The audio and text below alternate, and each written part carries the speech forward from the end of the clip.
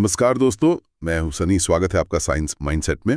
आज के इस डीप डाइव में हम रसायन विज्ञान मतलब केमिस्ट्री में तत्वों के आवर्ती वर्गीकरण यानी पीरियोडिक क्लासिफिकेशन ऑफ एलिमेंट्स की आवश्यकता और उसके इतिहास पर बात करेंगे। हाँ, ये टॉपिक बहुत ही दिलचस्प है क्योंकि साइंस में चीज़ों को क्लासिफाई करना बहुत ज़रूरी होता है। बिल्कुल।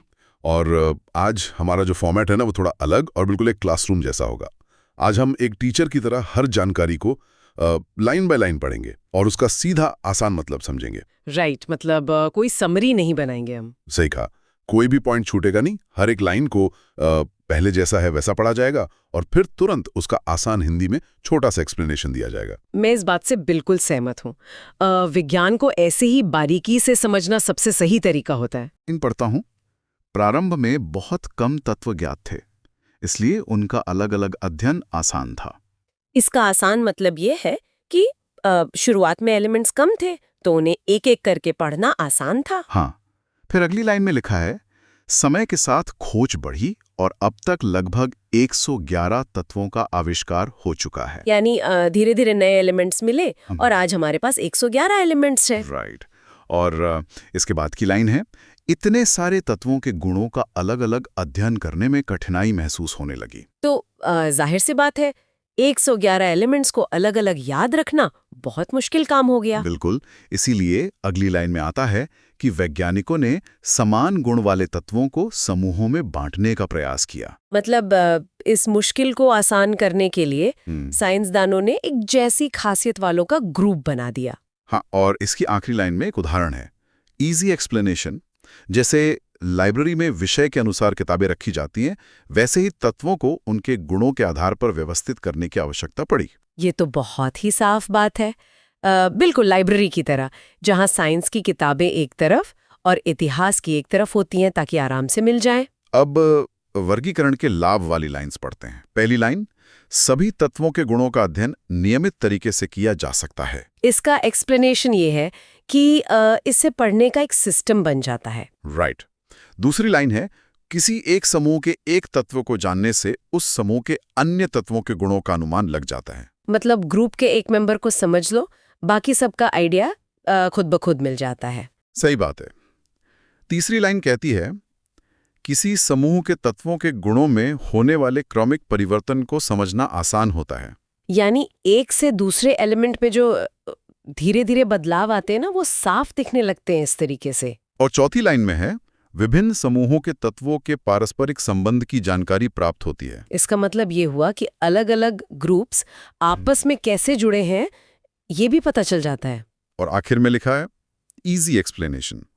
वर्गीकरण हमारी मेहनत बचाता है, एक तत्व को समझो और पूरे समूह का आइडिया मिल जाएगा। सच में ये मेहनत बचाने का सबसे बढ़िया तरीका था। अब स्लाइड 3 की लाइंस पढ़ते हैं, जिसमें एक सुपरमार्केट का उदाहरण है। पहली लाइन, सुपरमार्केट में बिस्कुट, साबुन और कोल्ड ड्रिंक अलग रखे होते हैं। हाँ, हम सबने देखा है ये। दूसरी लाइन, अगर सामान बिखरा हो तो अपनी पसंद की चीज ढूंढना नामुमकिन होगा। बिल्कुल नामुमकिन होगा। तीसरी लाइन, इसी तरह वैज्ञानिकों ने तत्वों के सुपरमार्केट को व्यवस्थित किया। क्या हम इसे स्मार्टफोन के ऐप्स से जोड़ सकते हैं, जैसे गेम्स का फोल्डर अलग और सोशल मीडिया का अलग? अरे हाँ, एकदम सही। यही इंसानी दिमाग का काम करने का तरीका है, पैटर्न ढूंढना और चीजों को ऑर्गेनाइज करना। तो ये तो हो गया क्लासिफिकेशन का जरूरत। अब पढ़ते हैं कि सबसे पहली कोशिश किसने और कैसे की। स्लाइड 4 की लाइन पढ़ता हूं। 18वीं शताब्दी में लैवाज़िए ने तत्वों को धातु और अधातु में बांटा।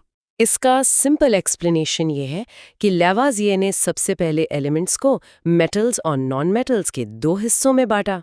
हाँ, और मेटल्स के बारे में लिखा है, धातुएं चमकीली, आघात वर्धनीय, तन्य और ऊष्मा विद्युत की सुचालक होती हैं। मतलब मेटल्स में चमक होती है, उनके तार बन सकते हैं और उनमें से करंट आराम से पास होता है। राइट। और अधातु के लिए लाइन है, अधातुएं क्षारीय उदासीन, देखने में उदास होती हैं, तन्यता नहीं होती, कुचालक होती हैं तथा इनके ऑक्साइड्स अम्लीय होते हैं। यानी नॉन मेटल्स मेटल्स के बिल्कुल उल्टे होते हैं। हाँ। उनमें ये सब गुण नहीं होते। पर अब स्लाइड 5 पर आते हैं, जहां इसके दोष लिखे हैं। दोष की पहली लाइन है, यह वर्गीकरण इतना साधारण है कि इससे संपूर्ण अध्ययन नहीं हो सकता। मतलब ये तरीका बहुत बेसिक था, सिर्फ 2 हिस्सों में बांटने से डीप स्टडी नहीं हो सकती थी। सही कहा। दूसरी लाइन में इसका एक रीजन है, यह भिन्नता की व्याख्या नहीं कर पाता। उदाहरण, सोडियम अतिक्रियाशील धातु है, वीएस प्लैटिनम एक अक्रिय धातु है। हाँ, यानी दोनों धातु हैं, पर एक तुरंत रिएक्ट करता है और दूसरा बिल्कुल नहीं। ये तरीका इसे समझा ही नहीं पाया। और इसका दूसरा उदाहरण भी दिया है। उदाहरण 2, ग्रेफाइट वीएस सल्फर, दोनों अधातु हैं किंतु इनके गुणों में जमीन आसमान का अंतर है। तो इससे क्लियर हो गया कि ये अटेम्प्ट फेल था। दोनों नॉन मेटल्स हैं पर एकदम अलग है। इसके फेल होने के बाद एक नया तरीका आया। स्लाइड 6 की लाइन पढ़ते हैं। संयोजकता के आधार पर वर्गीकरण। समान संयोजकता वाले तत्वों को एक साथ रखा गया। मतलब दूसरा तरीका था वैलेंसी, यानी तत्वों के जुड़ने की क्षमता के हिसाब से उन्हें ग्रुप करना। हाँ, और आगे लिखा है एक बंधक, द्विबंधक और त्रिबंधक में बांटा गया। पर स्लाइड 7 में इसके भी दोष बताए गए हैं। पहला दोष पढ़ता हूं। दोष 1, बहुत से तत्वों की संयोजकताएं परिवर्तनशील होती हैं। इसका एक्सप्लेनेशन ये है कि कॉपर, आयरन जैसे एलिमेंट्स की वैलेंसी बदलती रहती है, तो उन्हें कहाँ रखें ये तय नहीं था। ये एक बड़ा प्रॉब्लम था। और दूसरा दोष है दोष 2, एक ही संयोजकता वाले तत्वों के गुण अलग हो सकते हैं, जिसका उदाहरण दिया है जैसे सोडियम धातु और क्लोरीन अधातु, दोनों की वैलेंसी 1 है। मतलब देखिए, दोनों की वैलेंसी 1 है पर दोनों बिल्कुल उल्टे हैं। एक मेटल है और एक नॉन मेटल गैस। मतलब ये तो वही बात हुई ना कि अलग अलग स्वभाव के लोगों को सिर्फ उनके जूतों के नंबर के हिसाब से एक ग्रुप में डाल दिया जाए। हाँ, बिल्कुल। ये एनालॉजी एकदम परफेक्ट है। जूतों का नंबर सेम होने से लोग एक जैसे थोड़ी हो जाते हैं। सही बात है। और इसी का मिनी डिवीजन स्लाइड 8 में दिया है। चलिए लाइन पढ़ते हैं। आवश्यकता 111 तत्वों के अध्ययन को आसान बनाने के लिए। हाँ, ये बेस था। पहला प्रयास, धातु और अधातु लवाजें द्वारा। दोष, समान समूह में असमान गुण। ये हमने डिस्कस कर लिया। दूसरा प्रयास, संयोजकता आधारित। दोष, परिवर्तनशील संयोजकता CuFeSN। राइट, ये भी फेल हुआ। सोचिए, अगर सोडियम और क्लोरीन की संयोजकता समान 1 है तो उन्हें एक ही समूह में क्यों नहीं रख सकते? उत्तर, क्योंकि एक धातु है और एक अधातु। बिल्कुल। और आखिरी लाइन है, इजी एक्सप्लेनेशन, अब तक के प्रयास फेल हुए, अब वैज्ञानिकों को परमाणु द्रव्यमान यानी एटॉमिक मास का सहारा लेना पड़ा। मतलब बाहरी गुण काम नहीं आएंगे, अब परमाणु द्रव्यमान यानी एटॉमिक मास का सहारा ही बचा था। तो परमाणु द्रव्यमान के आधार पर पहली समझदारी भरी कोशिश एक जर्मन साइंटिस्ट ने की। हाँ। चलिए उनकी लाइंस पढ़ते हैं। स्लाइड 9। 19वीं शताब्दी के प्रारंभ में जर्मन रसायनज्ञ जॉन डोबेरेनर ने समान गुणों वाले तत्वों को 3-3 के समूहों में बांटा, जिन्हें त्रियक कहा गया। इसका आसान मतलब है कि उन्होंने 3-3 एलिमेंट्स का ग्रुप बनाया। नियम की लाइन पढ़ती हूँ। नियम, लॉ, त्रियक के तत्वों को उनके परमाणु द्रव्यमानों के क्रम में सजाने पर मध्यवर्ती तत्व का परमाणु द्रव्यमान किनारे वाले शेष दोनों तत्वों के औसत के बराबर होता है। आसान भाषा में कहें तो पहले और तीसरे एलिमेंट के वजन को जोड़कर आधा करो, मतलब एवरेज निकालो, तो बीच वाले एलिमेंट का वजन आ जाएगा। वाह, ये तो बड़ा इंटरेस्टिंग मैथमेटिकल रिलेशन था। चलिए स्लाइड 10 का उदाहरण पढ़ते हैं। कैल्शियम 40 और बैरियम 137 का औसत 88.5 होता है, जो स्ट्रोंशियम 87.5 के लगभग है। हाँ, और आगे लिखा है, ऐसे ही लिथियम पोटेशियम से सोडियम मिला और क्लोरीन आयोडीन से ब्रोमीन मिला। पहली बार गणित के एवरेज ने एक शानदार पैटर्न दिखाया है इसमें। विशेषता की लाइन है। विशेषताएं, तत्वों की क्रियाशीलता में क्रमबद्धता पाई जाती है और परमाणु द्रव्यमान और गुणों में संबंध दिखा। यानी पैटर्न साफ था और एटॉमिक मास का फर्क दिख रहा था। पर हर कहानी की तरह इसमें भी एक ट्विस्ट था। दोष की लाइन, सबसे बड़ा दोष, फ्लॉ। ये नियम सभी ज्ञात तत्वों का समावेश नहीं कर पाया, इसलिए इसे छोड़ना पड़ा। मतलब आइडिया तो बड़ा अच्छा था, पर सिर्फ 3 ग्रुप ही ऐसे बन पाए जिसमें ये रूल फिट बैठा, बाकी में फेल हो गया। तो इसका एनालिसिस क्या निकला? डॉबेराइनर का नियम भले ही फेल हो गया, लेकिन इसने बाकी साइंटिस्ट को एक सोच दे दी कि परमाणु के वजन और उसके काम करने के तरीके के बीच कोई गहरा मैथ का रिश्ता जरूर है। और डोबेराइनर के बाद एक बहुत ही दिलचस्प आइडिया आया, जहां संगीत के सुरों को साइंस से जोड़ दिया गया। हाँ, चलिए स्लाइड 12 से पढ़ते हैं। संगीत में 7 स्वर होते हैं, सा रे गा मा पा धा री। 8वां स्वर वापस पहला स्वर होता है, सा। और अगला सवाल वही है, क्या तत्वों में भी ऐसी लय है? मतलब क्या एलिमेंट्स में भी संगीत के तरह कोई रिदम है? तो इसका जवाब अगली लाइन में है। 1865 में अंग्रेज रसायनज्ञ जॉन न्यूलैंड्स ने अष्टक नियम का प्रतिपादन किया और तत्वों को परमाणु द्रव्यमानों के बढ़ते क्रम में सजाया। हाँ, नियम की लाइन कहती है, नियम, लॉ, यदि तत्वों को बढ़ते परमाणु द्रव्यमान में सजाया जाए तो 8वें तत्व के गुण पहले तत्व के समान होते हैं। मतलब जैसे संगीत में 8वां सुर पहले जैसा होता है ना, वैसे ही लिथियम से शुरू करो तो 8वां एलिमेंट सोडियम उसके जैसा ही होता है। पर स्लाइड 14 में इसके भी दोष हैं। पहला दोष, दोष 1, यह नियम केवल हल्के तत्वों कैल्शियम तक ही लागू होता था। यानी भारी तत्वों में 8वां एलिमेंट पहले जैसा नहीं था। ये रूल सिर्फ हल्के एलिमेंट्स तक चल पाया। दूसरा दोष पढ़ता हूं, दोष 2, न्यूलैंड्स का अनुमान था कि प्रकृति में सिर्फ 56 तत्व ही हैं और भविष्य में कोई नया तत्व नहीं मिलेगा। वेट, ये तो साइंस के मूल नियम जिज्ञासा के ही खिलाफ था ना? बिल्कुल। कि 56 के बाद कुछ मिलेगा ही नहीं। हाँ, उस समय की सोच सच में सीमित थी। उन्हें लगा कि उन्होंने पूरा पैटर्न ढूंढ लिया, लेकिन गलतियों से ही साइंस आगे बढ़ता है। ये उनकी सबसे बड़ी भूल थी, क्योंकि बाद में कई नए तत्व मिले जो इस नियम के खिलाफ थे। राइट।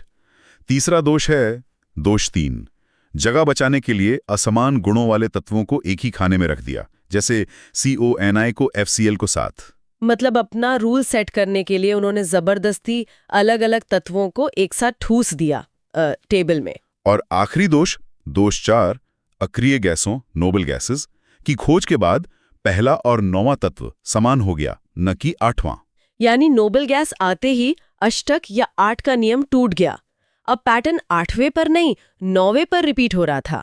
तो स्लाइड 15 की निष्कर्ष लाइन कहती है, निष्कर्ष, नियम फेल हुआ, लेकिन यह पक्का हो गया कि तत्वों के गुण परमाणु द्रव्यमान पर निर्भर करते हैं। इसका साफ मतलब है कि न्यूलैंड्स ने भले ही आधी अधूरी बात की हो, पर उन्होंने आगे आने वाले साइंटिस्ट को एकदम सही दिशा दिखा दी थी। सही बात है।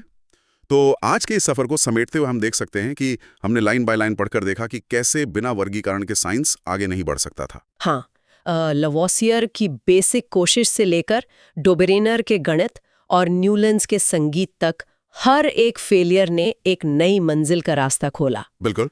और अंत में एक सोचने वाला सवाल छोड़ता हूं। आज हमने देखा कि न्यूलैंड्स ने संगीत के सारे गामा का पैटर्न केमिस्ट्री में ढूंढ लिया। जरा सोचिए, हमारे आसपास ऐसी कितनी साधारण सी चीजें होंगी जिनके पैटर्न में शायद इस यूनिवर्स के सबसे बड़े रहस्य छुपे हों। क्या प्रकृति के हर नियम में कोई ना कोई ऐसी ही छुपी हुई सिमेट्री होती है? वाओ, सच में ये दिमाग खोलने वाला सवाल है। जरा सोचने वाली बात है ना, अगर कोई अचानक से ये दावा करे कि उसे एक ऐसे ग्रह के बारे में सब कुछ पता है जिसे आज तक किसी ने देखा ही नहीं है। कोई भी इसे मजाक ही समझेगा शुरुआत में। बिल्कुल।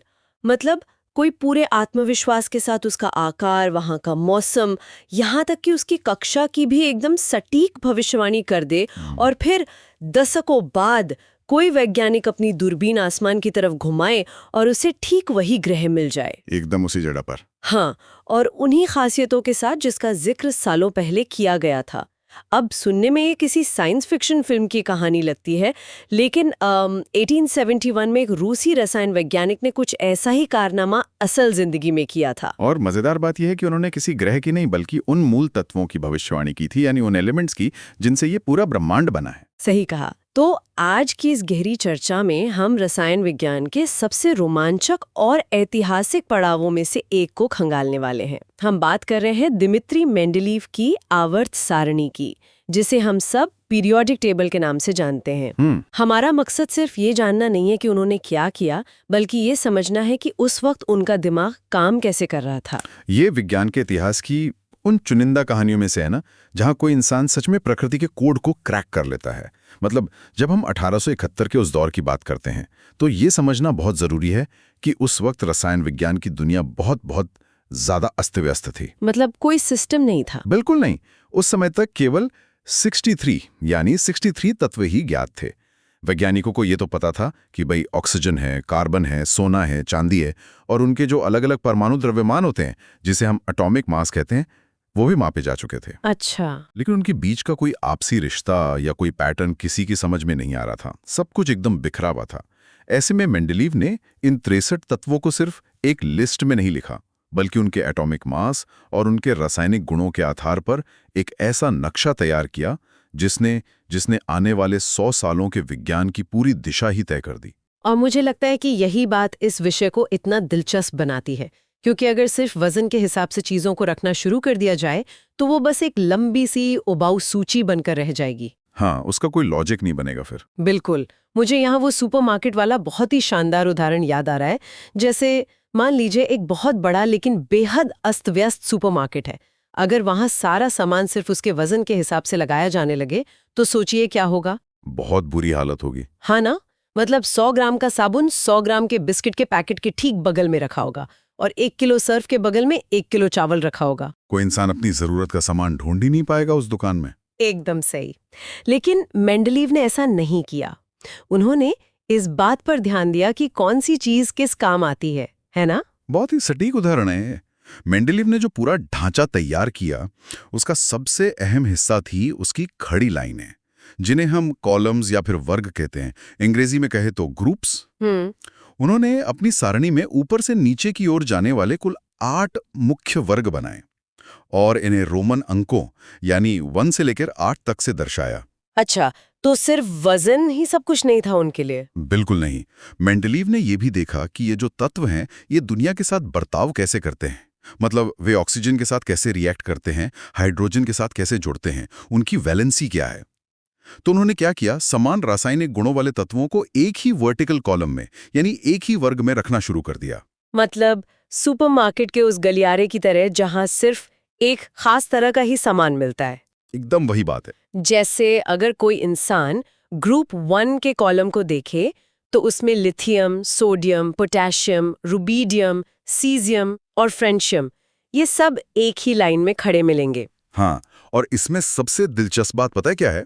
ये सभी तत्व दिखने में एक दूसरे से बहुत अलग हो सकते हैं, लेकिन अंदर से ये एक ही परिवार के सदस्य हैं। वो कैसे? उदाहरण के लिए लिथियम, सोडियम और पोटेशियम को ही ले लीजिए। ये तीनों ही बेहद रिएक्टिव धातुएं हैं। मतलब अगर इन्हें पानी में डाल दिया जाए तो ये तुरंत प्रतिक्रिया करते हैं, यहां तक कि छोटा-मोटा विस्फोट भी कर सकते हैं। अरे बाप रे! हाँ, तो मेंडलीव ने ये पैटर्न पकड़ लिया था। उन्हें समझ आ गया था कि अगर कोई एक ही वर्ग के तत्वों के रासायनिक गुणों को समझ लेता है तो उसे हर एक तत्व को अलग से रटने की जरूरत ही नहीं है। ये तो उस समय के वैज्ञानिकों के लिए किसी चमत्कार से कम नहीं रहा होगा। बिल्कुल था, क्योंकि अब 63 अलग-अलग तत्वों को रटने की जो जटिलता थी, वो महज 8 वर्गों के आसान अध्ययन में बदल चुकी थी। लेकिन एक मिनट, यहाँ मुझे थोड़ी सी उलझन हो रही है। बताइए। अगर मेंडलीव ने एक ऐसा एकदम परफेक्ट सिस्टम बना लिया था जहां हर चीज अपने सही बॉक्स में बड़े आराम से फिट हो रही थी, तो फिर हमारे पास कुछ ऐसे तत्व क्यों हैं जो इस सिस्टम के नियमों को ही तोड़ते हुए नजर आते हैं? आप किन तत्वों की बात कर रही हैं? मैंने हमारे स्रोतों में पढ़ा है कि कॉपर यानी तांबा, सिल्वर यानी चांदी और गोल्ड यानी सोने के मामले में कुछ बहुत अजीब हुआ था। मेंडलीव ने इन 3 तत्वों को सिर्फ एक नहीं बल्कि 2 अलग-अलग वर्गों में, ग्रुप 1 और ग्रुप 8 दोनों में जगह दे दी। हाँ, ये एक बहुत ही जरूरी पॉइंट है। तो अब मेरा एक सीधा सा सवाल है, क्या ये चीटिंग नहीं है? मतलब अगर ये कहा जा रहा है कि हर तत्व का एक निश्चित परिवार है, तो एक ही तत्व को 2 अलग-अलग जगहों पर रखना तो अपने बनाए हुए सिस्टम के साथ खिलवाड़ करना हुआ ना? पहली नजर में ऐसा ही लगता है। ये तो बिल्कुल ऐसा हुआ जैसे कोई कहे कि एक ही शहर भारत के नक्शे में भी है और साथ ही ऑस्ट्रेलिया के नक्शे में भी। मैं समझ सकता हूँ कि ये अजीब क्यों लग रहा है। और सच बताऊं तो उस समय के कई वैज्ञानिकों ने भी मेंडलीव पर ठीक यही सवाल उठाया था। उन्हें भी लगा था कि ये वर्गीकरण के नियम को तोड़ना है। तो फिर उन्होंने ऐसा किया क्यों? अगर हम इसके पीछे के विज्ञान को समझें तो ये कोई चीटिंग नहीं थी, बल्कि ये उनकी सबसे बड़ी बुद्धिमानी थी। देखिए, कॉपर, सिल्वर और गोल्ड, जिन्हें हम सिक्का धातु या कॉइनेज मेटल्स कहते हैं, उनके रासायनिक गुण बहुत ही पेचीदा होते हैं असल में। पेचीदा मतलब ये कि ये ट्रांजिशन मेटल्स हैं। कभी-कभी ये ग्रुप 1 की क्षारीय धातुओं की तरह बर्ताव करते हैं, यानी इनकी वैलेंसी +1 हो सकती है। इस हिसाब से वे ग्रुप 1 में बिल्कुल फिट बैठते हैं। ठीक है। लेकिन दूसरी परिस्थितियों में माहौल बदलने पर ये पूरी तरह से अलग बर्ताव करने लगते हैं और तब उनके गुण ग्रुप 8 के तत्वों से मेल खाने लगते हैं। ओहो, अच्छा, मतलब ये तत्व किसी एक परिवार के वफादार थे ही नहीं, वे हालात के हिसाब से अपना रूप बदल रहे थे। तो किसी भी तरह जबरदस्ती इन्हें एक ही बॉक्स में ठूंस सकते थे ताकि सारणी बस देखने में अच्छी लगे और कोई उन पर सवाल ना उठाए। हाँ, वो सबसे आसान रास्ता होता। लेकिन उनका लक्ष्य प्रकृति के वास्तविक नियमों को कागज पर उतारना था। जब प्रकृति खुद इन तत्वों को दोहरे गुण दे रही थी तो मेंडलीव ने उस वास्तविकता को अपने मॉडल में जबरदस्ती फिट करने की कोशिश नहीं की। बल्कि उन्होंने अपने मॉडल को ही वास्तविकता के हिसाब से ढाल लिया। बिल्कुल, उन्होंने रासायनिक गुणों के पैटर्न को सही बनाए रखने के लिए इन्हें दोनों वर्गों में जगह दी। ये विज्ञान में ईमानदारी और लचीलेपन का एक बहुत बहुत बड़ा उदाहरण है। वाकई ये नजरिया बहुत अलग है। मतलब एक वैज्ञानिक खुद ये स्वीकार कर रहा है कि उसका बनाया हुआ ढांचा सर्वोपरि नहीं है, बल्कि प्रकृति सर्वोपरि है। सही बात है। और मुझे लगता है कि इसी लचीलेपन और ईमानदारी ने उन्हें उस कदम की ओर धकेला जिसने पूरी विज्ञान बिरादरी को हिला कर रख दिया। अब हम उस खूबी की बात करने वाले हैं जो मेरे हिसाब से इस पूरी कहानी का सबसे माइंड ब्लोइंग हिस्सा है। मैं समझ गया आप किस तरफ जा रही है। हाँ, हम बात कर रहे हैं उन चीजों की जो इस सारणी में थी ही नहीं, यानी खाली जगहें। जी हाँ, रिक्त स्थान। इसे ऐसे समझिए, जब कोई ताश के पत्तों से सॉलिटेयर खेल रहा होता है और उसे लाल 5 के बाद सीधा लाल 7 दिख जाए तो वो क्या करता है? जाहिर है वो बीच में एक जगह खाली छोड़ देगा, क्योंकि उसे पता है कि लाल 6 इसी गड्डी में कहीं ना कहीं होना ही चाहिए। सटीक। मेंडलीव ने भी बिल्कुल यही किया था। वो तत्वों को उनके परमाणु द्रव्यमान के बढ़ते क्रम में सजा रहे थे, लेकिन बीच बीच में कुछ ऐसे मौके आए जहां अगला भारी तत्व उस परिवार के गुणों से बिल्कुल मेल नहीं खा रहा था, जहां उसे वजन के हिसाब से होना चाहिए था। इसे थोड़ा और आसान करते हैं। हमारे श्रोतों में एक बहुत ही मजेदार बस वाला उदाहरण दिया गया है, लेकिन मैं इसे थोड़ा और आगे बढ़ाना चाहूंगी। हाँ, बिल्कुल बताइए। सोचिए, एक चार्टर्ड बस है जिसमें अलग अलग प्रोफेशन के लोगों के लिए लाइनें बनी हैं। एक लाइन सिर्फ डॉक्टरों के लिए है, दूसरी सिर्फ इंजीनियरों के लिए। ठीक है। अब एक इंसान बस में चढ़ता है जिसका टिकट नंबर 15 है, लेकिन वो इंसान एक आर्टिस्ट है। अब टिकट नंबर 15 की सीट तो डॉक्टरों वाली लाइन में आ रही है। अगर मेंडलीव उस बस के कंडक्टर होते तो वो क्या करते? बहुत बढ़िया सवाल। मेंडलीव किसी भी हालत में उस आर्टिस्ट को डॉक्टरों के बीच नहीं बिठाते। वो उसे आर्टिस्टों वाली लाइन में ही ले जाते, भले ही उसका टिकट नंबर कुछ भी हो, और डॉक्टरों वाली लाइन की उस 15 नंबर की सीट को वो खाली छोड़ देते। उन्होंने अपनी सारणी में बिल्कुल यही किया। मतलब उन्होंने जानबूझकर कुछ स्थान खाली छोड़ दिए। हाँ, और वहां स्पष्ट रूप से एक प्रश्न चिन्ह, एक क्वेश्चन मार्क लगा दिया। उन्होंने खुलेआम ऐलान किया कि भाई यहाँ एक तत्व होना चाहिए जिसके गुण इस परिवार से मिलेंगे और उसका वजन इतना होगा, लेकिन हमने उसे अभी तक खोजा नहीं है। उफ, ये सोचना ही कितना पागलपन लगता है। मतलब आप 18 से 71 में बैठे हैं, आपके पास कोई आधुनिक लैब नहीं है, कोई कंप्यूटर नहीं है, कुछ भी नहीं था उस वक्त, और आप दुनिया भर के स्थापित वैज्ञानिकों से कह रहे हैं कि मेरा सिस्टम गलत नहीं है, तुम लोगों ने अभी तक वो तत्व नहीं ढूंढा है। मुझे तो यकीन है कि उस वक्त लोगों ने उनका बहुत मजाक उड़ाया होगा। अरे बहुत ज्यादा मजाक उड़ाया गया। उस समय के कई नामी रसायन शास्त्रियों ने इसे मेंडलीव का अहंकार मान लिया था। अच्छा। हाँ, एक वैज्ञानिक ने तो यहां तक कह दिया था कि अगर आप अपने तत्वों को बस ABCD यानी अल्फाबेटिकल ऑर्डर के हिसाब से सजा दें तो शायद आपको ज्यादा बेहतर पैटर्न मिल जाए। ओहो, ये तो बहुत बड़ी बेइज्जती थी। बिल्कुल। लोग कह रहे थे कि अगर आपको अपने सिस्टम को सही साबित करने के लिए बीच बीच में खाली डिब्बे बनाने पड़ रहे हैं तो आपका सिस्टम ही बकवास है। ये विज्ञान में एक बहुत बहुत बड़ा जोखिम उठाने जैसा था। अगर वो गलत साबित हो जाते तो उनका पूरा करियर वहीं खत्म हो सकता था। लेकिन फिर वो पल आया जब वो खाली रिजर्व्ड सीटें भरने लगी। हाँ, जब अज्ञात दोस्त उस बस में चढ़ने शुरू हुए। मैं चाहूंगी कि आप हमें उस घटना के बारे में बताएं जब मेंडलीव की भविष्यवाणी पहली बार सच साबित हुई थी, क्योंकि वो कहानी किसी थ्रिलर फिल्म से कम नहीं है। वो वाकई विज्ञान के इतिहास का एक बहुत ही नाटकीय क्षण था। बात 1875 के साल की है। एक फ्रांसीसी रसायन शास्त्री थे, पॉल एमिल लेकॉक डी बॉयसब्रोड्रॉन। उन्होंने एक नया तत्व खोज निकाला और उन्होंने उसका नाम फ्रांस के पुराने नाम पर गैलियम रखा। जब लेकॉक ने इस नए तत्व के गुणों और उसके घनत्व यानी डेंसिटी को मापा और अपनी रिपोर्ट छापी तो ये खबर रूस में बैठे मेंडलीव तक पहुंची। और यहीं से कहानी में एक जबरदस्त ट्विस्ट आता है। बिल्कुल। मेंडलीव ने गैलियम के गुणों को देखा और वो तुरंत पहचान गए कि ये तो वही तत्व है जिसके लिए उन्होंने एल्यूमिनियम के ठीक नीचे एक खाली जगह छोड़ी थी, जिसे उन्होंने एका एल्यूमिनियम नाम दिया था। हाँ, बिल्कुल वही। लेकिन यहां एक बहुत बड़ी समस्या आ गई। फ्रांसीसी वैज्ञानिक लेकोक ने गैलियम का जो घनत्व मापा था वो 4.7 ग्राम प्रति घन सेंटीमीटर था। अच्छा, और मेंडलीव ने क्या भविष्यवाणी की थी? मेंडलीव ने सालों पहले ये लिखकर रखा था कि इसका घनत्व 5.9 होना चाहिए। अरे, तो इसका मतलब क्या मेंडलीव का कैलकुलेशन गलत हो गया था? यही तो सबसे मजेदार बात है। मेंडलीव, जिन्होंने गैलियम का एक छोटा सा टुकड़ा भी अपनी पूरी जिंदगी में कभी नहीं देखा था, हाँ। उन्होंने सीधा लेकोक को पेरिस में एक खत लिख डाला। खत में क्या लिखा? उन्होंने लिखा, बधाई कि आपने नया तत्व खोज लिया है, लेकिन आपके द्वारा मापा गया इसका घनत्व गलत है। कृपया अपने सैंपल को और शुद्ध करें और उसे दोबारा मापें। क्या बात कर रहे हैं? जरा सोचिए इस इंसान का आत्मविश्वास। ये तो कमाल की बात है। एक आदमी जो मीलों दूर किसी दूसरे देश में बैठा है, जिसने कभी उस तत्व को अपनी आंखों से देखा तक नहीं, वो उस इंसान को गलत बता रहा है जिसने उसे अपनी लैब में खोजा है। हाँ। और फिर क्या हुआ? लेकोक ने क्या किया? जाहिर है लेकोक थोड़ा चिढ़ तो गए होंगे शुरुआत में, लेकिन फिर भी उन्होंने अपने गैलियम सैंपल को और शुद्ध किया और फिर से उसका घनत्व मापा। और जब उन्होंने नया रिजल्ट देखा तो उनके होश उड़ गए। वो 5.9 था? एकदम। नया घनत्व ठीक 5.9 ग्राम प्रति घन सेंटीमीटर था। मेंडलीव की दशमलव तक की गई भविष्यवाणी 100% सही साबित हुई थी। Mind blowing. इस एक घटना ने रातों रात दिमित्री मेंडलीव को विज्ञान की दुनिया का सुपरस्टार बना दिया। और बात यही नहीं रुकी।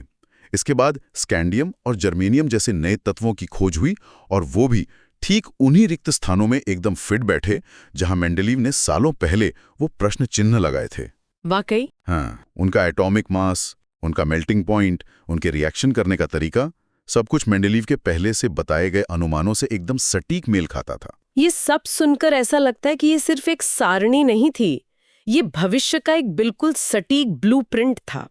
प्रकृति का वो ब्लूप्रिंट जिसे मेंडलीव ने डीकोड कर लिया था। बिल्कुल सही कहा। लेकिन विज्ञान में कहानी कभी इतनी आसानी से खत्म नहीं होती है ना? कुछ ना कुछ नया आ ही जाता है। हाँ, मतलब उन तत्वों के लिए तो खाली जगह थी जिनकी भविष्यवाणी मेंडलीव ने कर दी थी। उन्होंने जानबूझकर वो सीटें छोड़ी थीं।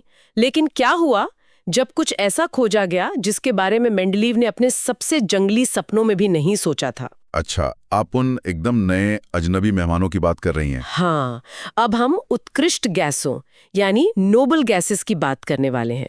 जब मैं इन गैसों के बारे में पढ़ रही थी तो मेरे दिमाग में एक और मजेदार उदाहरण आया। बताइए। नोबल गैसेस मुझे किसी पार्टी में आए उन इंट्रोवर्ट लोगों की तरह लगती हैं जो चुपचाप कोने में खड़े रहते हैं। वो किसी से बात नहीं करते और किसी के साथ घुलते मिलते नहीं हैं। इनमें helium, neon, argon, krypton, xenon और रेडॉन शामिल हैं। ये तुलना एकदम परफेक्ट है। नोबल गैसेस रासायनिक रूप से बहुत अक्रिय या निष्क्रिय होती हैं। वे इसलिए किसी के साथ घुलती मिलती नहीं है क्योंकि उनके परमाणुओं की जो बाहरी कक्षा होती है, जिसे आउटर इलेक्ट्रॉन शेल कहते हैं, वो पूरी तरह से भरी होती है। अच्छा, तो उन्हें किसी और की जरूरत ही नहीं होती? बिल्कुल नहीं। उन्हें स्थिरता पाने के लिए किसी और तत्व के साथ इलेक्ट्रॉन साझा करने की कोई जरूरत ही नहीं होती। वे खुद में पूरी तरह से संतुष्ट होती हैं। और ठीक इसी वजह से उनका पता लगाना इतना मुश्किल था उस जमाने में। क्योंकि वे किसी चीज के साथ रिएक्ट नहीं कर रही थी। हाँ, क्योंकि ज्यादातर तत्व तभी पकड़े जाते हैं जब वे किसी और तत्व के साथ प्रतिक्रिया करते हैं। 1871 तक तो इन गैसों की खोज ही नहीं हुई थी। इनकी खोज बहुत बाद में जाकर 1890 के दशक के आसपास हुई। अब यहाँ एक बहुत बड़ा सवाल खड़ा होता है। जब सर विलियम रैमसे और उनके साथियों ने अंततः इन निष्क्रिय गैसों की खोज कर ली तो विज्ञान जगत के सामने एक भारी संकट आ गया होगा। वो कैसे? क्योंकि मेंडलीव की बस तो पूरी तरह से खचाखच भर चुकी थी। इन नए इंट्रोवर्ट मेहमानों के लिए कोई रिजर्व्ड सीट नहीं थी सारणी में, कोई खाली जगह नहीं छोड़ी गई थी। ये एक बहुत बड़ी चुनौती थी। तो क्या इस पूरी सारणी को तोड़कर दोबारा बनाना पड़ा? इन एकदम अलग तत्वों को उस मेंडलीव के सुपरमार्केट में आखिर रखा कहाँ गया? क्या इस नई खोज ने मेंडलीव के पूरे जीवन के काम को बर्बाद कर दिया था? देखिए, किसी भी वैज्ञानिक सिद्धांत का सबसे बड़ा परीक्षण यही होता है कि जब कोई बिल्कुल नई और अप्रत्याशित जानकारी सामने आए तो क्या वो सिद्धांत उसे संभाल पाता है या फिर वो टूट कर बिखर जाता है। सही बात है। और यहीं पर मेंडलीव के मॉडल ने अपनी सबसे बड़ी और कह सकते हैं कि अंतिम जीत हासिल की। वो कैसे? सारणी तो बनी हुई थी पहले से। जब इन निष्क्रिय गैसों का एक पूरा नया परिवार सामने आया तो सारणी की बुनियादी संरचना इतनी मजबूत और लॉजिकल थी कि उसे तोड़ना ही नहीं पड़ा। वैज्ञानिकों ने पाया कि वे मूल सारणी के बाकी वर्गों को बिना छेड़े सारणी के एकदम किनारे पर एक नया वर्टिकल कॉलम यानी एक नया वर्ग बड़ी आसानी से जोड़ सकते हैं। क्या बात है! मतलब सारणी के एकदम किनारे पर इंट्रोवर्ट लोगों के लिए एक अलग वीआईपी लाउंज बना दिया गया, वो भी बिना पुराने कमरों की दीवारें तोड़े। बिल्कुल। और बाकी तत्वों के जो आपसी रिश्ते थे वे बिल्कुल भी नहीं बिगड़े। बिल्कुल नहीं बिगड़े, सब कुछ अपनी जगह पर रहा। इस नए कॉलम को ग्रुप 0 कहा गया। समय के साथ जैसे जैसे नई खोजें हुई और क्वांटम मैकेनिक्स की समझ बढ़ी, सारणी को लगातार अपडेट किया गया। इन गैसों और कुछ अन्य तत्वों के समावेश के बाद जो सारणी बनी उसे ही हम आज संशोधित आवर्त सारणी या मॉडिफाइड पीरियोडिक टेबल कहते हैं। ये तो वाकई कमाल है। इस घटना ने हमेशा के लिए साबित कर दिया कि मेंडलीव का वर्गीकरण कितना बुनियादी, प्राकृतिक और शक्तिशाली था। ये सिर्फ उस समय के ज्ञान तक सीमित नहीं था, ये इतना लचीला था कि भविष्य की उन खोजों को भी अपने अंदर समाहित कर सकता था जिनकी कल्पना भी 1871 में किसी ने नहीं की थी। ये वाकई रोंगटे खड़े कर देने वाला सफर है। चलिए, आज हमने जो कुछ भी गहराई से समझा है उसे थोड़ा समेटते हैं। हाँ, बिल्कुल। ये पूरी चर्चा से ये साफ हो जाता है कि 1871 में कुल 63 तत्वों के साथ शुरू हुई ये यात्रा सिर्फ विज्ञान की किताबों का एक पन्ना भर नहीं है, ये इंसानी सोच की एक बहुत बड़ी छलांग है। इसमें कोई शक नहीं। मेंडलीव की आवर्त सारणी की असली ताकत उसकी उन खड़ी लाइनों यानी वर्गों में है जो तत्वों को सिर्फ उनके वजन से नहीं बल्कि उनके व्यवहार और उनके चरित्र से जोड़ती है। और अपवादों को संभालने की उनकी जो समझ थी, जैसे कॉपर, सिल्वर और गोल्ड को उनकी रासायनिक सच्चाई के आधार पर 2 जगहों पर रखना, ये दिखाता है कि वो नियमों के अंधे गुलाम नहीं थे। वो प्रकृति के असली पैटर्न को समझने वाले एक सच्चे खोजी थे। और उससे भी बड़ी बात, अपनी सीमाओं को स्वीकार करने का उनका साहस। भविष्य के अज्ञात तत्वों के लिए जानबूझकर खाली जगह छोड़ना और वहां प्रश्न चिन्ह लगाना। और जब गैलियम और जर्मेनियम जैसे तत्व मिले तो उन्होंने दुनिया को साबित कर दिया कि मेंडलीव का विज्ञान महज कोई तुक्का नहीं था बल्कि एक अचूक गणित था। एकदम सही। और बाद में नोबल गैसों के लिए नए स्तंभ का इतनी आसानी से जुड़ जाना भी इसी बेहतरीन और लचीले डिजाइन का ही परिणाम था। उन्होंने जो नींव रखी थी ना, उसी पर आज के आधुनिक रसायन विज्ञान, क्वांटम भौतिकी और यहाँ तक कि हमारी सारी मॉडर्न टेक्नोलॉजी की इमारत खड़ी है। इस पूरी कहानी को सुनकर मेरे मन में अंत में एक बहुत ही दिलचस्प विचार आ रहा है, और ये सिर्फ रसायन विज्ञान तक सीमित नहीं है। अच्छा, क्या विचार है? देखिए, मेंडलीव ने पूरे आत्मविश्वास के साथ ये मानकर अपना काम किया था कि उनका ज्ञान अभी पूरा नहीं है। उन्होंने अपनी समझ के ढांचे में जानबूझकर खाली जगह छोड़ी क्योंकि उन्हें पता था कि भविष्य में ऐसा बहुत कुछ सामने आएगा जो आज अज्ञात है। एक बहुत गहरी बात है ये। तो जरा सोचने वाली बात है ना। अगर आज की आधुनिक दुनिया में हम भी अपना सिस्टम बनाते समय ठीक यही नजरिया अपनाएं, चाहे वो हमारी नई टेक्नोलॉजी हो, आर्टिफिशियल इंटेलिजेंस के मॉडल्स हो, समाज को चलाने वाले कानून हो, या फिर हमारे अपने व्यक्तिगत विचार और धारणाएं ही क्यों ना हो, बिल्कुल। अगर हम अपने दिमाग में और अपने द्वारा बनाए गए सिस्टम्स में इस बात की खाली जगह छोड़ें कि भविष्य में कुछ ऐसा नया आएगा जो हमारी आज की समझ को पूरी तरह बदल सकता है, तो क्या होगा? अगर ये मान लिया जाए कि अभी सब कुछ नहीं पता है और अपनी सारणी में कुछ प्रश्न चिन्ह छोड़ दिए जाएं, तो शायद हमारा बौद्धिक विकास और हमारी तरक्की और भी तेज, अधिक लचीली और बिना किसी बड़े टकराव के हो सके। ये वाकई एक ऐसा नजरिया है जो बहुत कुछ बदल सकता है। जब भी हम विज्ञान या रसायन विज्ञान के बारे में सोचते हैं ना, तो हमें लगता है कि सब कुछ कितना सटीक और पहले से ही सुलझा हुआ है। हाँ, बिल्कुल। जैसे कोई बहुत ही साफ सुथरा और पहले से बना बनाया नक्शा हो, है ना? हाँ, आज के टाइम में तो ऐसा ही लगता है। लेकिन 1860 के दशक में ऐसा बिल्कुल नहीं था। मैं सोच रही थी कि उस समय विज्ञान का वो दौर एकदम किसी बिखरी हुई पहेली के टुकड़ों जैसा था। 60 से ज़्यादा तत्व मिल चुके थे, जैसे सोना, चांदी, ऑक्सीजन, कार्बन। लेकिन उनके बीच क्या कनेक्शन था ये किसी को नहीं पता था। सही कहा। उस समय के वैज्ञानिक ना बस अंधेरे में तीर चला रहे थे। मतलब उन्हें पता था कि तत्व मौजूद हैं, लेकिन उनका आपसी रिश्ता वो पूरी तरह से एक रहस्य था। एकदम रहस्य। कोई ऐसा नियम या धागा नहीं था जो उन सबको एक साथ पिरो सके। और यहीं पर दिमित्री मेंडलीव का काम क्रांतिकारी साबित हुआ। बिल्कुल। और आज के इस गहरे विश्लेषण में हम इसी पहेली को सुलझाने वाले उनके महान प्रयास पर चर्चा करेंगे। हम उस ऐतिहासिक नक्शे को डिकोड करने वाले हैं जिसने मतलब रसायन विज्ञान की पूरी दुनिया को एक व्यवस्था दी। हाँ, तो चलिए हमारे स्रोत से शुरू करते हैं। उन्होंने सबसे पहले एक बुनियादी आधार चुना था। मैं पहली लाइन पढ़ता हूं। मेंडलीव ने तत्वों को उनके परमाणु द्रव्यमान यानी एटॉमिक मास के आधार पर व्यवस्थित किया था, वजन के बढ़ते क्रम में लगाया। अच्छा, ऊर्ध्वाधर स्तंभों को वर्ग कहा जाता है, खड़ी लाइनें ग्रुप्स हैं। ये तो एक बहुत ही तार्किक शुरुआत लगती है। परमाणु द्रव्यमान मतलब हल्के से भारी की तरफ से जाना ताकि शायद कोई पैटर्न सामने आ जाए, है ना? बिल्कुल।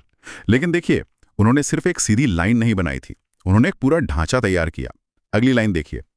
वर्ग I से 7 तक को 2 उपवर्गों A और B में बांटा गया। पहले 7 ग्रुप्स के 2 हिस्से A और B किए गए। ओके। वर्ग 8 में 3-3 तत्वों की क्षैतिज कतारें रखी गई हैं। 8वें ग्रुप में 3-3 की लेटी हुई लाइनें हैं। अरे ये तो एक सुपरमार्केट की तरह है। सुपरमार्केट? हाँ, मतलब जब हम किसी बड़े सुपरमार्केट में जाते हैं तो वहाँ अलग अलग गलियारे होते हैं ना। बेकरी का सामान एक जगह, सफाई का दूसरी जगह। एक ही तरह के गुण वाले सामान को एक ही शेल्फ या परिवार में रखा जाता है ताकि उन्हें ढूंढना आसान हो जाए। अरे वाह, ये तुलना तो बहुत ही सटीक है। बिल्कुल ऐसा ही था। अगली लाइन पढ़ते हैं। वर्ग 0 में सिर्फ एक स्तंभ है जिसमें उत्कृष्ट गैसों noble gases He, Ne, R, K R, X E, R N को रखा गया है। 0 वर्ग में वो गैसें हैं जो किसी से रिएक्ट नहीं करती। उत्कृष्ट कैसे? तत्वों के परिवारों के विशेष नाम। वर्ग IA क्षार धातुएं, IA क्षारीय मृदा धातुएं, VIA चाल्कोजिन, VIIA हैलोजेंस। 0 उत्कृष्ट गैसें, IB मुद्रा धातुएं, VIIA प्लैटिनम धातु, I3B लैंथेनाइड्स और I3B का ही दूसरा हिस्सा एक्टिनाइड्स। हर फैमिली का अपना एक निकनेम या खास नाम है। बिल्कुल। ये हीलियम और नियॉन जैसी गैसें तो किसी सन्यासी की तरह होती है ना, मतलब किसी से कोई मेलजोल नहीं। एकदम सन्यासी। और इन परिवारों के नामों के पीछे उनका स्वभाव भी छिपा है। जैसे मुद्रा धातुएं जिसमें सोना चांदी आता है, जिनसे सिक्के बनते थे। अच्छा। हाँ, अब इस ढांचे के दूसरे हिस्से पर आते हैं। आवर्त सारणी की एक क्षैतिज कतारें आवर्त कहलाती हैं। बाएं से दाएं जाने वाली लाइनें पीरियड्स है। हाँ, इस सारणी में 1 से लेकर 7 तक कुल 7 आवर्त है, कुल 7 लेटी हुई कतारें हैं। सही। हर आवर्त में तत्वों की संख्या निश्चित होती है, फिक्स्ड होती है। हर लाइन में कितने एलिमेंट होंगे ये फिक्स्ड है। ओके, तो मैं अगली लाइन पढ़ती हूँ। आवर्त 1 में 2 तत्व He, आवर्त 2 में 8 एलाइनी, आवर्त 3 में 8 NaAr, आवर्त 4 में 18 KKr, आवर्त 5 में 18 RbXe और आवर्त 6 में 32 CSRn तत्व है। हर पीरियड में एलिमेंट्स की गिनती अलग अलग है, जैसे 2, 8, 18, 32। यहां थोड़ा रुककर अगर हम इस गिनती को देखें ना, 2, 8, 18, 32, ये कोई रैंडम नंबर्स नहीं है। अच्छा। ये एक बहुत ही खूबसूरत गणितीय पैटर्न है जो असल में परमाणुओं के भीतर इलेक्ट्रॉनों की कक्षाओं को दर्शाता है। अरे वाह। हालांकि ये ढांचा पूरा नहीं हुआ है। आवर्त 7 अभी भी अपूर्ण माना गया है, जिसकी शुरुआत Fr से होती है। 7वीं लाइन अभी अधूरी है और फ्रांसियम से शुरू होती है। ये पूरी व्यवस्था, ये वर्ग और आवर्त देखने में तो सिर्फ एक चार्ट लगते हैं लेकिन असल में इसने तो पूरी केमिस्ट्री को रटने वाले सब्जेक्ट से निकालकर समझने वाले सब्जेक्ट में बदल दिया। बिल्कुल। और यही हमारी स्रोत सामग्री की पहली उपयोगिता है। उपयोगिता 1, नियमित अध्ययन। इस सारणी से तत्वों और उनके गुणों का अध्ययन बहुत आसान हो गया। एलिमेंट्स को समझना और पढ़ना एकदम सिंपल हो गया। किसी एक विशिष्ट तत्व को जानने पर उस पूरे वर्ग के गुणों का अनुमान लग जाता है। एक को समझ लो तो पूरी फैमिली समझ आ जाती है। एकदम सही। उदाहरण, सोडियम Na को जानने से वर्ग IA के Li, K, Rb, CS, Fr का अनुमान और क्लोरीन Cl को जानने से वर्ग ViA के F, Br, I, At का अनुमान।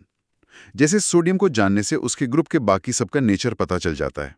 अरे ये तो मतलब टाइम बचाने का कितना बड़ा तरीका था। बहुत बड़ा।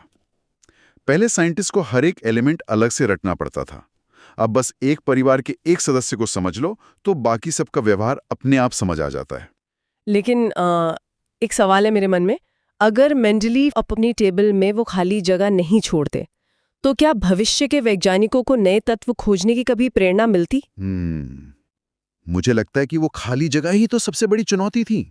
उन्होंने विज्ञान को एक दिशा दी और यही स्रोत की दूसरी उपयोगिता है। उपयोगिता 2, नए तत्वों का पूर्वानुमान। मेंडलीव ने अपनी सारणी में कुछ रिक्त स्थान, एम्प्टी स्पेसेस छोड़ दिए थे। उन्होंने चार्ट में कुछ खाली डब्बे छोड़ दिए थे। उन्हें स्पष्ट रूप से पता था कि भविष्य में नए तत्वों का आविष्कार होगा। वो श्योर थे कि आगे चल के नए एलिमेंट्स मिलेंगे। उन्होंने उन अज्ञात तत्वों और उनके यौगिकों के गुणों की भविष्यवाणी, प्रिडिक्शन भी कर दी थी। जो चीजें मिली ही नहीं थीं, उनके बारे में पहले ही बता दिया कि वो कैसी होंगी। ये मेंडलीव की महान दूरदर्शिता, विजन का सबसे बड़ा प्रमाण है। ये उनकी बहुत ही गहरी सोच को साबित करता है। बिल्कुल। मतलब आप सोचिए, कोई ऐसी चीज के गुण कैसे बता सकता है जिसे किसी ने देखा ही ना हो। मुझे तो ये किसी जिगसॉ पजल जैसा लगता है। Jigsaw puzzle? हाँ, मतलब मान लीजिए आप कोई पजल जोड़ रहे हैं और बीच का एक टुकड़ा गायब है। अगर उस खाली जगह के एक तरफ नीले आसमान वाला टुकड़ा है और दूसरी तरफ किसी पक्षी के पंख का टुकड़ा है, तो ये साफ हो जाता है ना कि जो गायब टुकड़ा है वो नीले रंग का होगा और उस पर पंख बना होगा। क्या बात है, एकदम सही पकड़ा आपने। मेंडलीव ने भी अगल बगल वाले तत्वों को देखकर गायब तत्वों का पूरा चित्र उकेर दिया था। और पता है, उन्होंने उन्हें नाम भी दिए, एका तत्वों की भविष्यवाणी। मेंडलीव ने 3 अज्ञात तत्वों के नाम संस्कृत शब्द एका, एक के बाद लगाकर रखे। उन्होंने अनजान एलिमेंट्स के नाम के आगे संस्कृत का वर्ड एका लगा दिया। अरे, संस्कृत का वर्ड? एका बोरॉन बाद में स्कैंडियम बना। जिसे एका बोरॉन बोला था वो बाद में स्कैंडियम निकला। एका एल्यूमिनियम बाद में गैलियम बना। एका एल्यूमिनियम को ही बाद में गैलियम नाम मिला। एका सिलिकन बाद में जर्मेनियम बना। और एका सिलिकन ही असली में जर्मेनियम निकला। अब यहां से जो डेटा आता है ना, वो किसी भी साइंस लवर के लिए बहुत थ्रिलिंग है। हाँ, मैं पढ़ती हूँ। भविष्यवाणी बनाम प्रयोग। एका एल्यूमिनियम का पूर्वानुमानित परमाणु द्रव्यमान 68 था, जबकि गैलियम का प्रायोगिक द्रव्यमान 70 निकला। सोचा गया वजन 68 था और असली में 70 निकला। इसका पूर्वानुमानित घनत्व 5.9 था और असली 5.94 निकला। गाढ़ापन भी एकदम अनुमान के करीब ही था।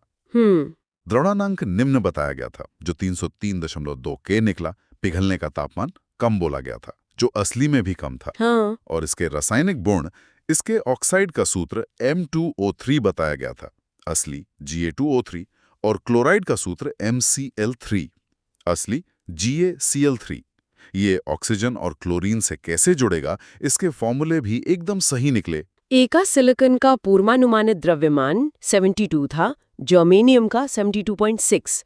दूसरे एलिमेंट का अनुमानित वजन 72 था, जो असली के एकदम पास था। घनत्व 5.5 था, असली 5.36। इसका गाढ़ापन भी सोचे गए नंबर के ही लगभग था। द्रव्यमानांक उच्च बताया गया था, असली 1231। इसके पिघलने का टेम्परेचर बहुत हाई बताया गया था और वो हाई ही निकला। ऑक्साइड MO2, असली GO2, और क्लोराइड MCl4, असली GaCl4। इसके जुड़ने के जो फॉर्मूले सोचे गए थे वो भी बिल्कुल सच साबित हुए। मतलब ये सब किसी जादू से कम नहीं लगता। उन्होंने एक सिद्धांत बनाया और प्रकृति चुपचाप उसका पालन कर रही थी। जादू नहीं, विशुद्ध विज्ञान था ये। लेकिन बात यहीं खत्म नहीं होती है। जब उनका ये सिद्धांत उस टाइम के स्थापित विज्ञान से टकराया ना, तो जो हुआ वो और भी ज्यादा दिलचस्प था। ओहो, मतलब टकराव भी हुआ। तो चलिए सारणी की तीसरी बड़ी उपयोगिता पर आते हैं। उपयोगिता 3, परमाणु द्रव्यमान में सुधार। मेंडलीव के समय कुछ तत्वों के परमाणु द्रव्यमान गलत निकाले गए थे। उस टाइम पे कुछ एलिमेंट्स का वजन गलत नापा हुआ था। मेंडलीव ने सारणी में उनके उचित स्थान को देखकर उनके ठीक ठीक द्रव्यमान ज्ञात किए। टेबल में उनकी सही जगह देखकर मेंडलीव ने उनका असली वजन निकाल लिया। अच्छा, और इसका एक फॉर्मूला भी है। सूत्र: परमाणु द्रव्यमान बराबर तुल्यांकी द्रव्यमान गुणा संयोजकता। Atomic mass equals equivalent mass into valency. वजन निकालने के लिए तुल्यांकी द्रव्यमान और संयोजकता यानी जोड़ने की क्षमता को गुणा किया जाता है। बिल्कुल, और इस फॉर्मूले से उन्होंने एक बहुत बड़ी ऐतिहासिक गलती पकड़ी, बेरिलियम का ऐतिहासिक सुधार। समस्या ये थी कि बेरिलियम का तुल्यांकी द्रव्यमान 4.5 था और इसकी संयोजकता एल्यूमिनियम की तरह 3 मानी गई थी। दिक्कत ये थी कि बेरिलियम की जोड़ने की क्षमता गलती से 3 मान ली गई थी। पुरानी गणना के अनुसार 4.5 गुणा 3 बराबर 13.5। इस आधार पर इसे कार्बन 12 और नाइट्रोजन 14 के बीच होना चाहिए था। पुराने गणित से इसका वजन 13.5 आया, जिससे इसे कार्बन और नाइट्रोजन के बीच आना था। हाँ, और यही सबसे बड़ा पंगा हुआ, चुनौती। लेकिन कार्बन 12 और नाइट्रोजन 14 के बीच कोई रिक्त स्थान नहीं था। परेशानी ये थी कि इन दोनों के बीच कोई डब्बा खाली ही नहीं था। ये तो बहुत बड़ी चुनौती रही होगी। मतलब कोई भी नॉर्मल साइंटिस्ट तो यही सोचता ना कि शायद उसका बनाया हुआ चार्ट ही गलत है, क्योंकि जब आपका आइडिया प्रयोग से मैच नहीं करता तो लोग आइडिया को ही गलत मान लेते हैं। यही तो मेंडलीव की महानता थी। उनका अपना कॉन्फिडेंस देखिए। उन्होंने कहा, मेरा चार्ट सही है, तुम्हारी नापने की विधि गलत है। अरे बाप रे! समाधान रिक्त स्थान न होने के कारण मेंडलीव ने संयोजकता को 2 माना, 4.5 × 2 = 9, और इसे सही स्थान दिया।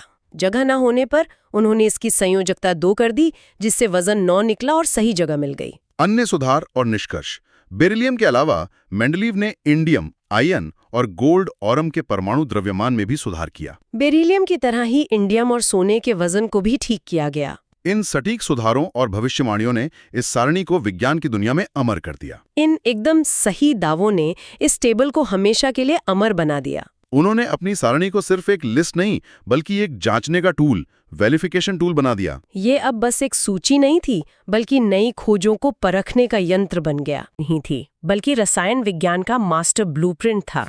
ये सिर्फ एलिमेंट्स को जमाने का तरीका नहीं था, बल्कि पूरी केमिस्ट्री का असली नक्शा था।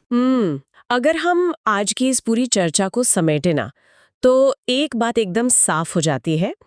मेंडलीव का ये काम सिर्फ चीज़ों को ऑर्गेनाइज करना नहीं था। उन्होंने तो ब्रह्मांड के निर्माण खंडों को, मतलब बिल्डिंग ब्लॉक्स के नियमों को डिकोड कर दिया था। हाँ, बिल्कुल। विज्ञान अक्सर ये मानता है कि जो प्रयोग से साबित हो वही सच है। विज्ञान के इतिहास में कुछ पल ऐसे होते हैं जब लगता है कि हमने प्रकृति का पूरा नक्शा समझ लिया है। लेकिन सोचिए, अगर जिस बुनियादी नियम पर वो नक्शा बना है, वही गलत हो। बिल्कुल। आज हम तत्वों की आवर्त सारणी यानी पीरियोडिक टेबल के उसी सफर पर चर्चा करने वाले हैं। हाँ, एक ऐसी पहेली जिसने दशकों तक दुनिया के सबसे बेहतरीन दिमागों को उलझा कर रखा था। मेंडलीव ने जो आधार रखा वो एक क्रांति थी, लेकिन उसमें कुछ ऐसी कमियां रह गईं जो आगे चलकर विज्ञान को नई दिशा देने वाली थी। और हमारे पास जो स्रोत और नोट्स है, वे इस पूरी कहानी को बहुत बारीकी से बताते हैं। तो सीधा स्रोत पर आते हैं और नियमों को समझते हैं। मेंडलीव ने द्रव्यमान में सुधार किया, जैसे Be का परमाणु द्रव्यमान 4.5 × 2 बराबर 9.0 निर्धारित किया और वर्ग Ia में रखा। मतलब मेंडलीव सिर्फ पुराने डेटा को कॉपी नहीं कर रहे थे, उन्होंने देखा कि बेरिलियम का पुराना वजन गलत मापा गया था। अच्छा। उसे गणितीय रूप से ठीक करके उन्होंने उसे सही जगह रखा, जिससे बाकी तत्वों की व्यवस्था भी सुधर गई। मेंडलीव की सारणी तत्वों के रासायनिक व्यवहार को समझने में बेहद सटीक साबित हुई। और ये सटीकता कोई तुक्का नहीं थी। ये इस बात का सबूत था कि रसायन विज्ञान कोई रटने वाला विषय नहीं है। सही बात है। बल्कि इसके पीछे एक गहरा पैटर्न छिपा है। आवर्त सारणी के किसी विशेष वर्ग के सभी तत्वों की संयोजकता समान होती है। संयोजकता यानी दूसरे तत्वों के साथ हाथ मिलाने या जुड़ने की क्षमता। अगर कुछ तत्व एक ही वर्टिकल कॉलम में है, तो वे एक ही तरीके से बाउंड बनाएंगे। उनका रासायनिक बर्ताव एक जैसा होगा। किसी भी आवर्त में ये क्रमिक रूप से परिवर्तित होती है। यानी जैसे जैसे हम सारणी में बाएं से दाएं बढ़ते हैं और ये जुड़ने की क्षमता बहुत ही अनुमानित तरीके से बदलती है। एक वर्ग के सभी सदस्य एक ही परिवार की तरह होते हैं, इसलिए उनकी संयोजकता, जुड़ने की क्षमता एक जैसी होती है। ये परिवार वाली बात बहुत सटीक है।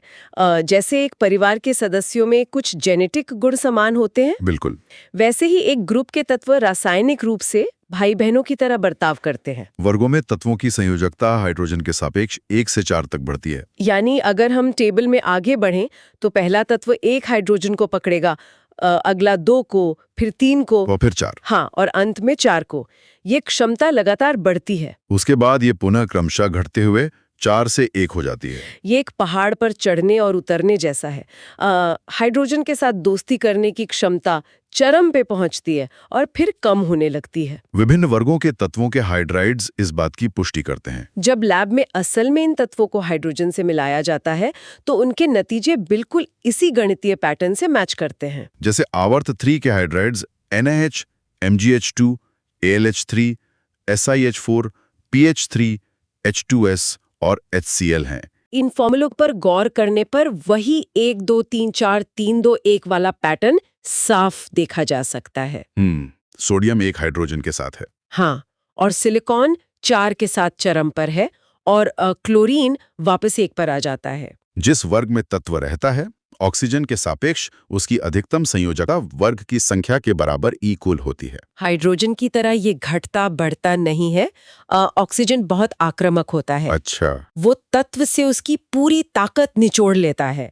इसलिए अगर तत्व ग्रुप 7 में है तो वो पूरे 7 ऑक्सीजन के साथ बॉन्ड बना सकता है। आवर्त 3 के तत्वों की उच्चतम अवस्था वाले ऑक्साइडों से ये सिद्ध होता है, जैसे Na2O, MgO, Al2O3, SiO2, P2O5, SO3 और Cl2O7। ये यौगिक साबित करते हैं कि मेंडेलीव का गणित प्रकृति के रसायन से पूरी तरह मेल खा रहा था। आवर्त सारणी में किसी तत्व विशेष का स्थान देखकर उसके गुणों का पता लगाया जा सकता है। तत्व को लैब में टेस्ट करने की जरूरत ही नहीं थी।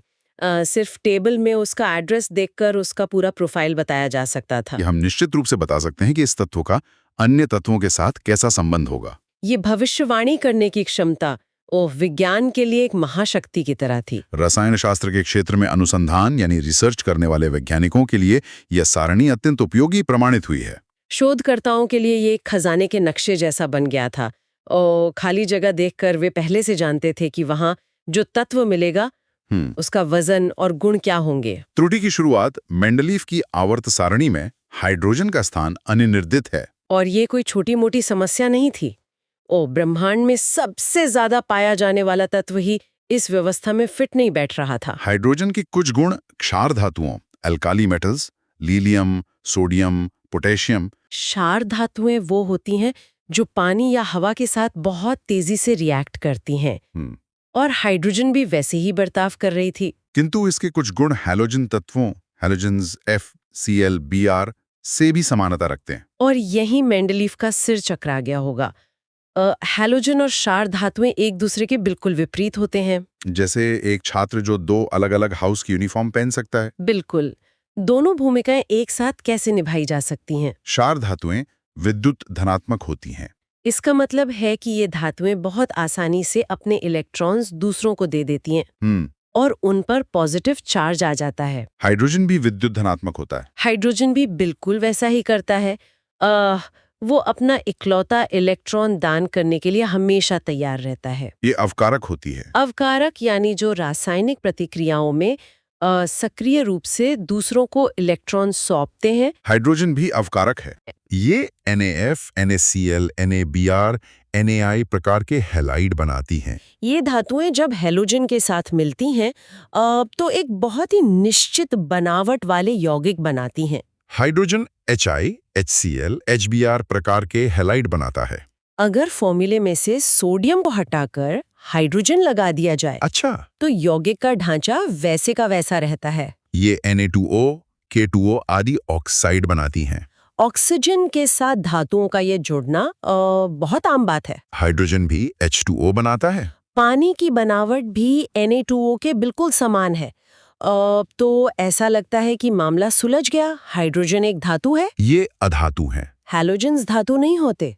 वे इलेक्ट्रॉन देने के बजाय लेना पसंद करते हैं। हाइड्रोजन भी अधातु है। भौतिक रूप से हाइड्रोजन गैस है, वो किसी भी तरह धातु जैसा नहीं दिखता या बर्ताव नहीं करता। ये द्विपरमाणुक अणु बनाते हैं, यथा F2Cl2 Br2 I2। हैलोजन परमाणु अकेले नहीं रह सकते, वे हमेशा जोड़े में घूमते हैं। हाइड्रोजन भी द्विपरमाणुक अणु H2 बनाता है। प्रकृति में कभी अकेला H नहीं मिलता, वो हमेशा H2 के रूप में होता है। ये गैस है। ज्यादातर हैलोजेंस सामान्य तापमान पर गैस रूप में होते हैं, हाइड्रोजन भी गैस है। तो यहाँ ये ठोस धातुओं से बिल्कुल अलग हो जाता है। ये धातु के साथ संयोग करके हाइलाइट बनाते हैं। हैलोजेंस को धातुओं के साथ जुड़ना बहुत पसंद है। हाइड्रोजन भी धातु के साथ संयोग करके हाइड्राइड बनाता है। हाइड्रोजन भी धातुओं के साथ जुड़कर बिल्कुल हैलोजन की तरह ही रिएक्ट करता है। ये अधातुओं के हैलाइड बनाते हैं, यथा CCl4 PCl3। ये दूसरी अधातुओं के साथ भी बहुत मजबूती से जुड़ सकते हैं। ये अधातुओं के साथ सहसंयोजक यौगिक बनाता है, CH4 NH3। संक्षेप में ओह ये एक ऐसा बहुरूपिया है जो धातु और अधातु दोनों के गुण दिखा रहा था। मेंडलीव के पास इसे रखने की कोई स्पष्ट जगह नहीं थी। इनकी 2 श्रेणियां हैं, लेंथेनाइड 57 से 71 और एक्टिनाइड्स 90 से 103। ये वो भारी और दुर्लभ तत्व हैं जिन्हें मुख्य टेबल में फिट करना एक भयानक सपना बन गया था। यदि इन्हें द्रव्यमान के क्रम में बीच में रखा जाता तो संपूर्ण सारणी की उपयोगिता समाप्त हो जाती, इसलिए इन्हें नीचे अलग कतार में रखा गया। पूरी आवर्त सारणी का आकार बर्बाद हो जाता, तो मेन टेबल का शेप खराब ना हो, इसलिए इन्हें बेसमेंट में अलग से जगह दी गई। असंगत युग्मों में बढ़ते परमाणु द्रव्यमान के नियम का उल्लंघन किया गया। यही वो पत्थर की लकीर थी जिस पर पूरा सिस्टम खड़ा था कि हल्का तत्व पहले, भारी तत्व बाद में। बिल्कुल। लेकिन गुणों को समान रखने के लिए मेंडलीव को अपना ही नियम तोड़ना पड़ा। ये उनकी सबसे बड़ी मजबूरी थी। आर्गन को K से पहले, को Ni से पहले रखा गया। आर्गन भारी है और पोटेशियम हल्का।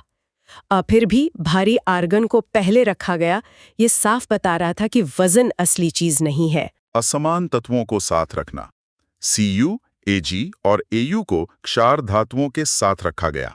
तांबा, चांदी और सोना ऐसी धातुएं हैं जो जल्दी रिएक्ट नहीं करती। ओह, फिर भी उन्हें अत्यधिक सक्रिय धातुओं के साथ रख दिया गया। समान तत्वों CuHg को अलग रखना, जो तत्व रासायनिक रूप से एक जैसे थे उन्हें अलग अलग वर्गों में फेंक दिया गया। ओह, ये 2 बेस्ट फ्रेंड्स को अलग सेक्शन में बैठाने जैसा था। समस्थानिकों, आइसोटोप्स के स्थान निश्चित न होना। आइसोटोप्स का वजन अलग होता है। ओह, तो नियम के हिसाब से उन्हें टेबल में अलग अलग जगह मिलनी चाहिए थी। लेकिन रासायनिक रूप से वे बिल्कुल एक हैं, तो उन्हें अलग कैसे किया जा सकता था? 8वें वर्ग में 3 तत्वों के समूह FeCO निकेल। जब कोई जगह नहीं बची, तो लोहे, कोबाल्ट और निकल को एक ही कुर्सी पर ठूस दिया गया।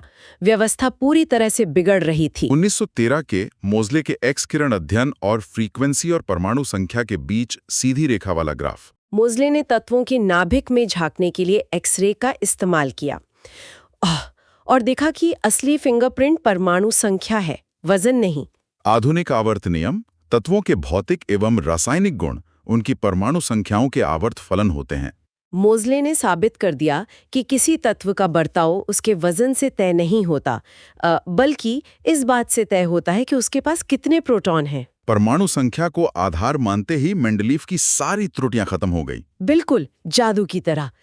जैसे ही क्लास में बच्चों को उनके वजन के बजाय रोल नंबर से बैठाया गया, सब सुलझ गया। हाँ, सारा कंफ्यूजन दूर हो गया, आर्गन सही जगह आ गया और आइसोटोप्स की समस्या भी खत्म हो गई। ये वाकई सोचने पर मजबूर कर देता है। मेंडलीव जैसे जीनियस का दशकों पुराना परमाणु द्रव्यमान वाला अटल नियम गलत साबित हो सकता है, और बस एक सही पैमाना यानी परमाणु संख्या मिलने से विज्ञान की सारी पहेलियां सुलझ सकते हैं। इस चर्चा के अंत में एक गहरा सवाल दिमाग में आता है। ओह, बिल्कुल। अगर इतना बड़ा वैज्ञानिक नियम महज एक गलत पैमाने पर टिका था, तो सोचिए आज हम अपने आसपास की दुनिया, इस ब्रह्मांड या अपने स्वास्थ्य के बारे में ऐसी कौन सी चीजें हैं जिन्हें हम सच मान रहे हैं, लेकिन असल में हम सिर्फ उन्हें गलत पैमाने से नाप रहे हैं। क्या पता हमारा अगला मोज़ले मोमेंट बस आने ही वाला हो। आधुनिक आवर्त सारणी का परिचय, introduction to modern periodic table. इसका अगर हम सीधा सा अर्थ निकालें तो ये बस हमारे जो तत्व हैं यानी एलिमेंट्स उनके सबसे नए और सटीक नक्शे की चर्चा है। हाँ, तो मैं अगली लाइन पढ़ती हूँ। लिखा है, परमाणु संख्या एटॉमिक नंबर के आधार पर तत्वों को सजाकर ये सारणी बनाई गई है। मतलब कि इन सारे तत्वों को ना उनके परमाणु संख्या के क्रम में रखा गया है। इसे आसान भाषा में ऐसे कह सकते हैं कि ये बिल्कुल वैसा है जैसे क्लास में बच्चों को उनके रोल नंबर के हिसाब से बिठाया जाता है। अरे हाँ, ये रोल नंबर वाला उदाहरण बहुत सही है। जिसका रोल नंबर कम वो आगे बैठेगा। बिल्कुल। तो अगली लाइन है, इसे आवर्त सारणी का दीर्घ या बृहत रूप, लॉन्ग और एक्सटेंडेड फॉर्म भी कहते हैं। इसका सरल अर्थ बस यही है कि ये इस पूरे चार्ट का सबसे बड़ा और विस्तृत रूप है। मतलब सब कुछ खोल कर रख दिया गया है। राइट। और ये कैसे किया गया वो अगली लाइन में है। इसमें उपवर्ग ए और बी को अलग अलग करके वर्गों की संख्या बढ़ा दी गई है। हाँ, मतलब जो पुराने ए और बी ग्रुप्स थे ना, जो पहले एक ही मूलझे रहते थे, उनको अब अलग अलग कॉलम्स में बांट दिया गया है। जिससे चीजें साफ हो गई। और लाइन कहती है, इस प्रकार अब आधुनिक आवर्त सारणी में कुल 18 वर्ग ग्रुप्स हो गए हैं। तो इसका अर्थ सीधा सा है कि अब इस नए वाले चार्ट में कुल 18 खड़ी लाइनें हो गई हैं। बिल्कुल साफ साफ। अब अगले शीर्षक पर आते हैं। लाइन है, IUPAC प्रणाली और संरचना, IUPAC सिस्टम एंड स्ट्रक्चर। ये हिस्सा हमें ये बताता है कि पूरी दुनिया के वैज्ञानिक आखिर किस सिस्टम का पालन करते हैं। हाँ, क्योंकि एक नियम तो होना चाहिए। तो लाइन है, IUPAC international union of pure and applied chemistry के अनुसार नई नंबरिंग लागू की गई है। मतलब ये जो केमिस्ट्री की अंतर्राष्ट्रीय संस्था है ना, इसने एक नए तरीके से नंबर देने का ग्लोबल नियम बना दिया है। और वो नियम क्या है? लाइन में लिखा है, पुराने रोमन अंकों 1, 2, 3 से लेकर 8 की जगह अब अरबी अंकों 1 से 18 का प्रयोग होता है। इसका अर्थ यह है कि पुराने रोमन नंबर की जगह अब सीधे 1 से 18 तक की गिनती इस्तेमाल होती है। जैसे हमारी पुरानी घड़ियों में रोमन अंक होते थे ना, तो कभी-कभी कंफ्यूजन होता था। लेकिन अब हम भ्रम से बचने के लिए साधारण नंबर्स का इस्तेमाल करते हैं। बिल्कुल सटीक बात कही आपने, कोई कंफ्यूजन नहीं। राइट। अगली लाइन पढ़ती हूँ। आधुनिक आवर्त सारणी में तत्वों को उनकी बढ़ती हुई परमाणु संख्या के क्रम में सजाया गया है। हाँ, मतलब वही बात, जिसका रोल नंबर छोटा है वो तत्व पहले आएगा, 1, 2, 3 ऐसे बढ़ते हुए। और फिर लिखा है, इस सारणी में 7 क्षैतिज कतारें पीरियड्स और 18 उदग्र स्तंभ ग्रुप्स हैं। इसका अर्थ ये हुआ कि इस चार्ट में कुल 7 लेटी हुई लाइनें हैं, जिन्हें हम हॉरिजॉन्टल कहेंगे, और 18 खड़ी लाइनें हैं। तो अब इन लेटी हुई लाइनों के अंदर झांकते हैं। हाँ बिल्कुल। लाइन है, आवर्त का विवरण 1 से 7 तक, डिटेल्स ऑफ पीरियड्स। मतलब लेटी हुई लाइनों में आखिर कितने तत्व बैठे हैं अब हम ये जानेंगे। तो मैं पहली लाइन पढ़ती हूँ। प्रथम H1 से He2 तक 2 तत्व, अति लघु, वेरी शॉर्ट। इसका अर्थ है कि ये सबसे छोटी लाइन है, इसमें सिर्फ और सिर्फ 2 तत्व हैं। हाँ, अब आप दूसरी पढ़िए। द्वितीय Li3 से Ne10 8 तत्व, लघु, शॉर्ट। मतलब ये जो दूसरी लाइन है इसमें 8 तत्व हैं। अब तीसरी, तृतीय Na11 से Ar18 8 तत्व, लघु, शॉर्ट। तो इसका अर्थ हुआ कि ये तीसरी लाइन भी छोटी ही है, इसमें भी सिर्फ 8 तत्व है। राइट। अब चौथी लाइन, चतुर्थ K19 से Kr26 18 तत्व, दीर्घ, लॉन्ग। अब यहां से लाइन बड़ी हो गई। चौथी लाइन में 18 तत्व हैं। हाँ। पांचवी लाइन है, पंचम Rb37 से Xc54 18 तत्व, दीर्घ, लॉन्ग। इसका अर्थ है कि ये पांचवी लाइन भी बड़ी है, इसमें भी 18 तत्व हैं। अब छठी देखते हैं। षष्टम CS55 से Rn86 32 तत्व, अति दीर्घ, वेरी लॉन्ग। ये छठी लाइन सबसे बड़ी लाइनों में से एक है, इसमें पूरे 32 तत्व हैं। बाप रे, 32।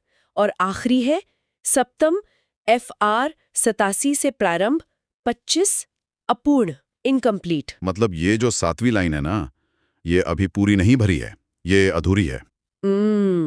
लेकिन मेरा एक सवाल है यहाँ पर, ये 7वीं लाइन अपूर्ण क्यों है?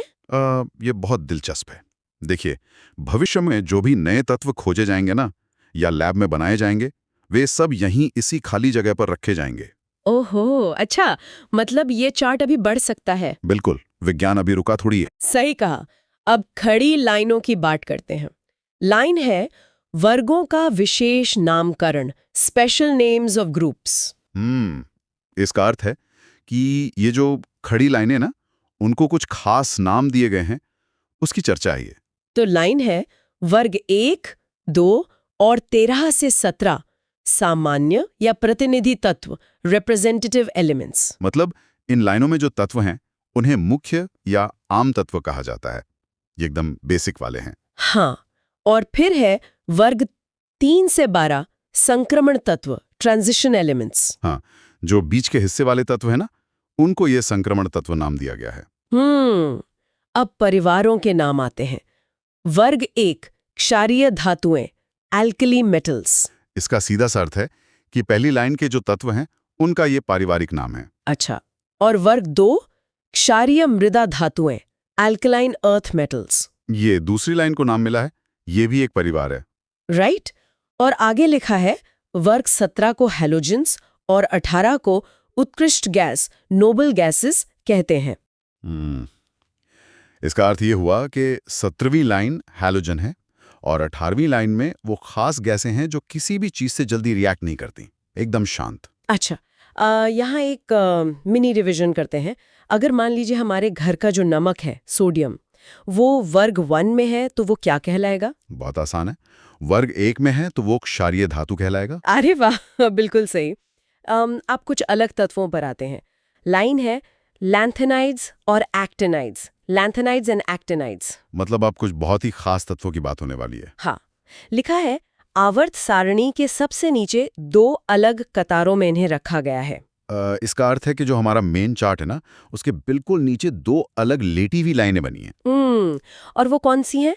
लैंथेनाइड्स La 57 Ce 58 से Lu 71 तक।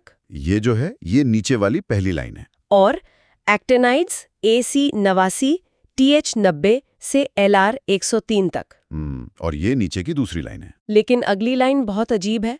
लिखा है ये दोनों कतारें मुख्य रूप से वर्ग 3 के ही सदस्य माने जाते हैं। हाँ, मतलब असल में देखा जाए तो ये सब ग्रुप 3 का ही हिस्सा है। तो अगर ये ग्रुप 3 का हिस्सा है तो इन्हें बाहर नीचे क्यों निकाल दिया गया? इसका कारण डिजाइन से जुड़ा है। अगर इन्हें मुख्य चार्ट के अंदर ही रखते ना, तो चार्ट बहुत ज्यादा चौड़ा और बेढंगा हो जाता। ओह, हाँ, इसीलिए पेज पर फिट करने के लिए इन्हें बाहर नीचे रखा गया है। मतलब ये सिर्फ सुविधा के लिए है। एकदम सही। चलिए, अगली लाइन है सारणी के 4 block, 4 blocks of periodic table. इसका सरल अर्थ ये है कि पूरे चार्ट को 4 अलग-अलग मोहल्लों में बांटा गया है। तो पहला है एस ब्लॉक, वर्ग 1-2 बाएं। दूसरा है पी ब्लॉक, वर्ग 13 से 18 दायां। तीसरा डी ब्लॉक, वर्ग 3 से 12 बीच में। और चौथा एफ ब्लॉक, नीचे की 2 कतारें। तो इसका कुल अर्थ ये हुआ कि चार्ट को लेफ्ट, राइट, मिडल और बॉटम हिस्सों में उनके इलेक्ट्रॉनिक कॉन्फ़िगरेशन के आधार पर बांटा गया है। बिल्कुल, यही वो 4 मोहल्ले हैं। अब देखते हैं इनमें रहता कौन है। लाइन है धातु, अधातु और उपधातु, metals, non metals and metalloids. मतलब तत्वों को उनके गुणों के आधार पर बांटना, कौन कैसा व्यवहार करता है। तो इसमें लिखा है सारणी में सीढ़ीनुमा लकीर, स्टेयरकेस लाइन, धातु और अधातु को अलग करती है।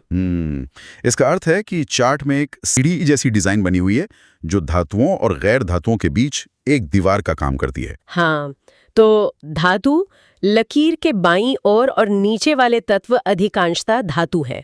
मतलब लेफ्ट साइड में ज्यादातर मेटल्स ही रखे गए हैं। और अधातु लकीर के दाईं ओर और ऊपर वाले तत्व अधातु है। इसका अर्थ हुआ कि जो राइट साइड है वहां आपको नॉन मेटल्स मिलेंगे। लेकिन जो इस सीढ़ी पर ही बैठे हैं उनका क्या? लाइन है उपधातु, लकीर से सटे तत्व जैसे B, SI, GE, S, SB, TE, PO उपधातु है। इसका सरल अर्थ ये है कि जो तत्व बिल्कुल सीढ़ी पर हैं, उनमें धातु और अधातु दोनों के मिले जुले गुण होते हैं, मतलब दोनों की खासियतें। क्या बात है। अब कुछ इंसानी कमाल की बात करते हैं। लाइन है संश्लेषित या ट्रांसयूरेनिक तत्व, सिंथेटिक और ट्रांसयूरेनिक एलिमेंट्स। मतलब वो कृत्रिम तत्व जो इंसान ने खुद बनाए हैं। हाँ, तो मैं ये हिस्सा पढ़ती हूँ। Tc43 और PM61 प्रकृति में नहीं मिलते इसका अर्थ है कि ये कुदरत में मौजूद ही नहीं है। और यूरेनियम 92 के बाद के सभी तत्व भी प्रकृति में नहीं पाए जाते। मतलब 92 के आगे प्रकृति ने कुछ बनाया ही नहीं। तो फिर ये आए कहाँ से?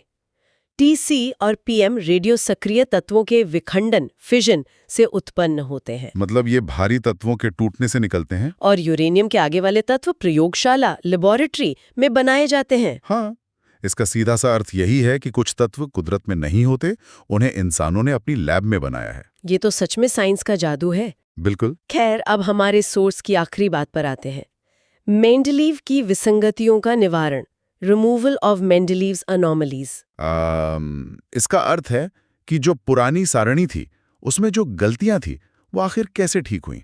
तो लाइन है, पहले मेंडलीव की सारणी में हल्के तत्वों को भारी तत्वों के बाद रख दिया गया था। मतलब पहले वजन के हिसाब से रखने पर बहुत गड़बड़ी हो रही थी, जो हल्का था वो पीछे चला गया। तो फिर क्या हुआ? आधुनिक सारणी ने परमाणु द्रव्यमान को हटाकर परमाणु संख्या को आधार बनाया। यह तत्वों का अधिक मौलिक गुण है। हाँ, इसका अर्थ यह है कि जैसे ही वजन हटाकर परमाणु संख्या यानी वो रोल नंबर उसका इस्तेमाल किया गया ना, तो सारी कमियां अपने आप दूर हो गई और हर तत्व अपनी सही जगह पर आ गया। वाह! अब सोचकर देखिए, अभी हमने 7वें अपूर्ण आवर्त और लैब में बनाए जाने वाले कृत्रिम तत्वों के बारे में पढ़ा। जैसे जैसे विज्ञान तरक्की कर रहा है ना, और हम नए तत्व बनाते जा रहे हैं, क्या भविष्य में ऐसा हो सकता है कि हमें 8वां आवर्त 8th पीरियड जोड़ना पड़े? और अगर ऐसा हुआ तो क्या हमें S-P-D-F के अलावा कोई नया G ब्लॉक भी बनाना पड़ेगा? क्या ये आधुनिक सारणी का अंतिम रूप है या ये केवल एक शुरुआत है? तत्वों को समझने की शुरुआत मेंडलीव से होती है।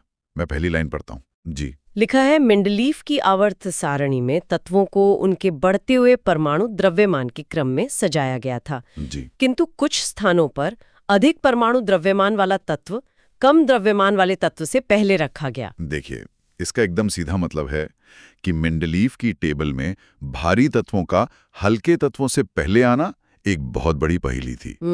मतलब उन्होंने खुद ही नियम बनाया कि वजन के हिसाब से लाइन में लगना है, सबसे हल्का पहले, लेकिन फिर उन्होंने खुद ही वो नियम तोड़ दिया। तो ये तो उनके अपने ही नियम के खिलाफ एक बड़ी कमी थी ना? बिल्कुल। उन्होंने ऐसा इसलिए किया क्योंकि वो चाहते थे कि एक जैसे गुणों वाले तत्व एक ही कॉलम में आए। अगर वो सिर्फ वजन पर अड़े रहते तो तत्व गलत कॉलम में चले जाते। समझ गया। सोर्स में ऐसे 4 प्रमुख असंगत युग्मों यानी जोड़ियों का जिक्र है। ऑर्गन और पोटेशियम, जहां भारी ऑर्गन पहले है, हाँ।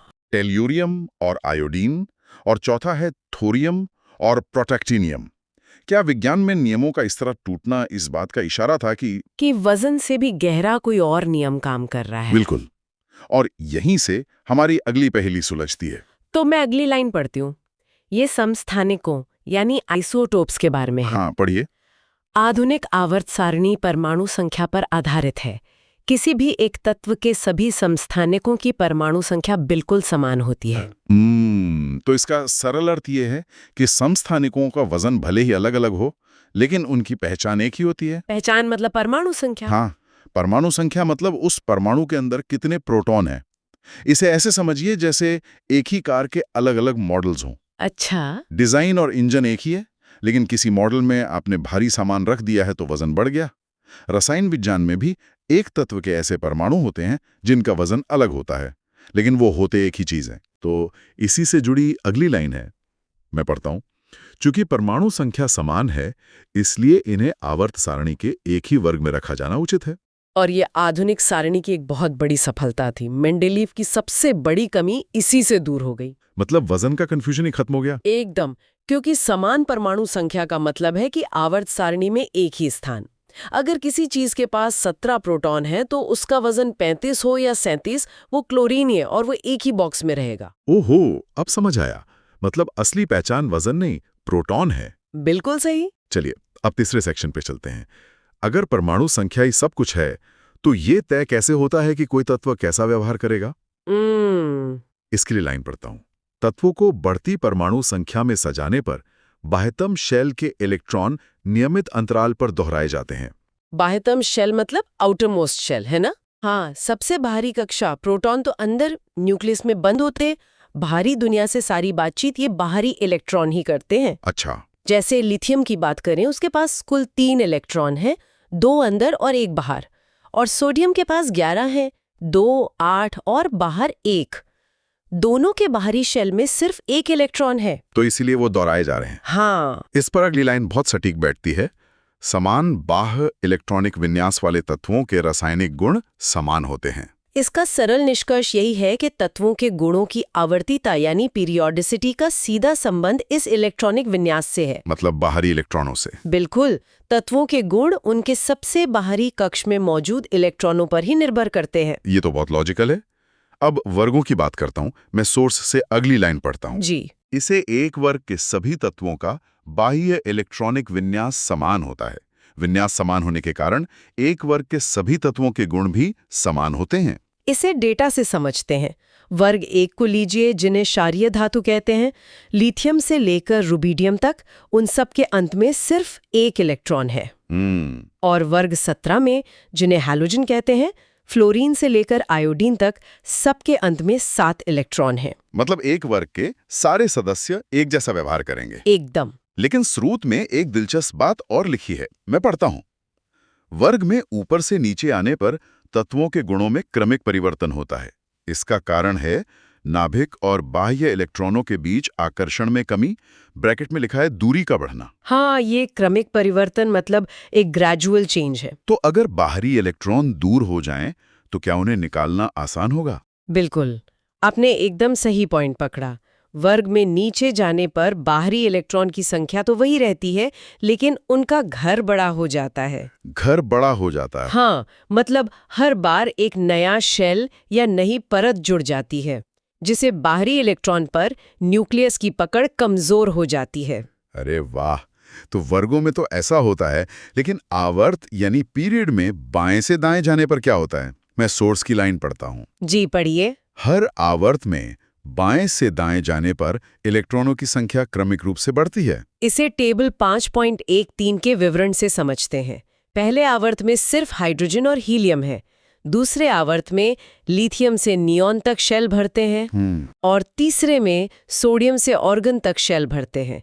इसका सीधा मतलब है कि आवर्त में आगे बढ़ने पर बाहरी कक्ष में एक एक करके इलेक्ट्रॉन जुड़ता जाता है। मतलब कोई नई परत नहीं जुड़ रही, उसी परत में इलेक्ट्रॉन बढ़ रहे हैं। बिल्कुल सही। चलिए संयोजकता या वैलेंसी वाले हिस्से पर आते हैं। मैं लाइन पढ़ता हूं। किसी वर्ग के सभी तत्वों की संयोजकता समान होती है। यह परमाणु के संयोजी शेल में उपस्थित इलेक्ट्रॉनों की संख्या द्वारा निर्धारित होती है। इसका मतलब बहुत आसान है। वर्ग 1 की संयोजकता 1 है और वर्ग 2 की संयोजकता 2 है। लेकिन यहां मुझे एक सवाल है। हाँ, बताइए। अभी हमने बात की कि वर्ग 17 के तत्वों के पास 7 बाहरी इलेक्ट्रॉन हैं, तो क्या उनकी संयोजकता 7 होगी? इसका उत्तर आपकी स्रोत की अगली लाइन में ही छिपा है। अच्छा, मैं पढ़ता हूं। नहीं, वर्ग 17 के तत्व 1 इलेक्ट्रॉन प्राप्त कर स्थायी बनते हैं, अतः इनकी संयोजकता 1 ही होती है। ये थोड़ा कंफ्यूजिंग है। मैं समझाती हूँ। रियल लाइफ उदाहरण लेते हैं। हर ताले की एक फिक्स चाबी होती है ना? हाँ। वैसे ही हर तत्व की जुड़ने की क्षमता फिक्स होती है। सबको स्थायी वाला है, मतलब अपनी बाहरी कक्षा में 8 इलेक्ट्रॉन पूरे करने हैं। अब वर्ग 17 के पास 7 तो पहले से है, तो 7 किसी को देने से आसान है कि वो किसी से 1 उधार ले ले। अरे हाँ, 7 देने में तो बहुत मेहनत लगेगी। हाँ। 1 लेना ज्यादा लॉजिकल है। बिल्कुल, इसीलिए उनकी संयोजकता यानी वैलेंसी 1 ही होती है। समझ गया। अब अगला विषय है परमाणु का आकार। हमने अभी बात की कि नीचे जाने पर घर बड़ा होता है। हाँ। पर इसे नापते कैसे हैं? मैं लाइन पढ़ता हूं। परमाणु के बाह्यतम शेल और उसके नाभिक के केंद्र के बीच की दूरी को परमाणु त्रिज्या कहते हैं। विलगित परमाणु का आकार ठीक-ठीक मापना संभव नहीं है। विलगित मतलब अकेला परमाणु ना? हाँ, आइसोलेटेड परमाणु। और उसे ठीक-ठीक इसलिए नहीं नाप सकते क्योंकि इलेक्ट्रॉनों की कोई ठोस दीवार नहीं होती, वो एक धुंध की तरह होते हैं। तो फिर नापते कैसे हैं? इसलिए इसे सहसंयोजक आबंध या कोवेलेंट बॉन्ड में जुड़े 2 परमाणुओं के बीच की दूरी का आधा माना जाता है। अच्छा, इसके ये सोर्स में एक उदाहरण है, मैं पढ़ता हूं। क्लोरीन अणु के दोनों नाभिकों के बीच की दूरी 198 पिकोमीटर होती है, अतः त्रिज्या की गणना 198 भाग 2 बराबर 99 पिकोमीटर होगी। बिल्कुल। परमाणु की त्रिज्या ठीक वैसे ही नापी जाती है जैसे एक वृत्त का आधा हिस्सा, या जैसे दो टेनिस बॉल आपस में चिपकी हों और आप दोनों के सेंटर की दूरी नापकर उसे आधा कर दें। क्या बात है। और टेबल 5.15 के अनुसार वर्ग 1 में ऊपर से नीचे आने पर आकार स्पष्ट रूप से बढ़ता है। लिथियम 155 पिकोमीटर से लेकर नीचे सीजियम 267 पिकोमीटर तक। ये तो वही बात हो गई ना, जैसे जैसे कपड़ों की परतें बढ़ेंगी इंसान का आकार भी बड़ा दिखेगा। बिल्कुल।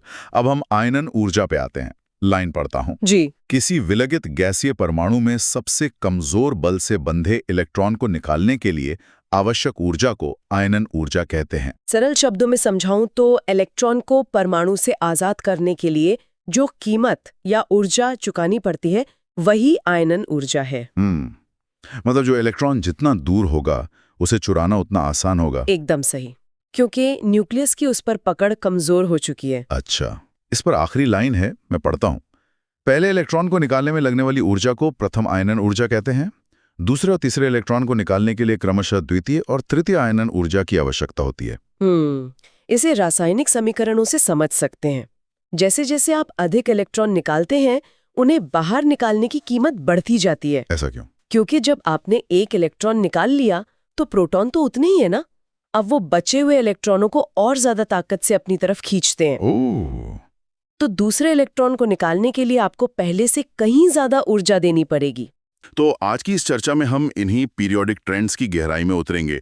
हमारा मकसद है उन नियमों और फोर्सेस को समझना जो एटॉमिक लेवल पर काम करते हैं, और ये देखना कि कैसे बस एक इलेक्ट्रॉन का आना या जाना किसी तत्व का पूरा चरित्र बदल देता है। बिल्कुल, और इन तत्वों के व्यवहार को देखने पर ना एक बहुत ही सटीक पैटर्न सामने आता है। पीरियोडिक टेबल कोई रैंडम चार्ट तो है नहीं, ये बेसिकली एक नक्शे की तरह काम करता है। एक मैप की तरह। हाँ, जैसे जब हम किसी वर्टिकल स्तंभ यानी ग्रुप में नीचे आते हैं या एक हॉरिजॉन्टल पंक्ति यानी पीरियड में बाएं से दाएं जाते हैं तो तत्व अपना व्यवहार एक बहुत ही प्रिडिक्टेबल तरीके से बदलते हैं। इन सब के पीछे पूरे फिजिक्स और इलेक्ट्रोस्टैटिक फोर्सेस का खेल चल रहा है। तो इस खेल के पहले नियम पर आते हैं, इलेक्ट्रॉन की चोरी और आयनॉन ऊर्जा, जिसे हम आयनाइजेशन एनर्जी कहते हैं। अब किसी परमाणु से इलेक्ट्रॉन निकालने की प्रक्रिया में कुछ ऊर्जा लगती है ना, जिसे E1, E2 और E3 जैसे क्रम में रखा जाता है। सही। पर यहाँ सबसे अजीब बात मुझे ये लगती है कि हर अगला इलेक्ट्रॉन निकालने के लिए लगने वाली ऊर्जा पिछले वाले से बहुत ज्यादा होती है। I mean, E3 हमेशा E2 से बड़ा होगा और E2 हमेशा E1 से। ऐसा क्यों होता है कि एक इलेक्ट्रॉन निकालने के बाद अचानक बचे हुए इलेक्ट्रॉन पर पकड़ इतनी मजबूत हो जाती है? बीच के बैलेंस पर निर्भर करता है। नाभिक के अंदर पॉजिटिव चार्ज वाले प्रोटॉन है और बाहर नेगेटिव चार्ज वाले इलेक्ट्रॉन। एक न्यूट्रल एटम में दोनों बिल्कुल बराबर होते हैं। अच्छा। तो जैसे ही पहला इलेक्ट्रॉन निकाला जाता है जिसके लिए E1 ऊर्जा लगती है, तो बाहर एक नेगेटिव चार्ज कम हो गया, लेकिन नाभिक में प्रोटॉन तो उतने ही है ना। अब उन प्रोटॉन्स का पूरा ध्यान और आकर्षण बल कम इलेक्ट्रॉन्स पर बटता है। इसे एक उदाहरण से देखते हैं। ये बिल्कुल वैसा ही है जैसे किसी जिद्दी बच्चे से उसके खिलौने छीनना।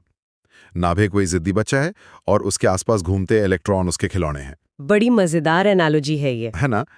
पहला खिलौना शायद थोड़ी सी कोशिश या मनाने से मिल जाए, पर जैसे ही उस बच्चे को एहसास होता है कि उसके खिलौने कम हो रहे हैं, वो अपने बचे हुए खिलौनों पर पूरी ताकत से लिपट जाता है। और वही जिद एटॉमिक लेवल पर इफेक्टिव न्यूक्लियर चार्ज यानी प्रभावी नाभिकीय आवेश का बढ़ना है।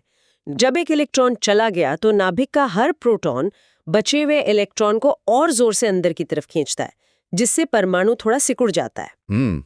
समझ गया। तो अब दूसरा इलेक्ट्रॉन निकालने के लिए E2 ऊर्जा चाहिए, जो पहले से कहीं ज्यादा होगी, क्योंकि अब एक मजबूत इलेक्ट्रोस्टैटिक होल्ड को तोड़ना है। और अगर तीसरा इलेक्ट्रॉन निकालना हो और वो किसी अंदर की भरी हुई शेल में हो, तो ये E3 ऊर्जा अचानक से आसमान छू लेती है। वो उस बच्चे का सबसे पसंदीदा खिलौना हो गया जिसे वो किसी कीमत पर नहीं देगा।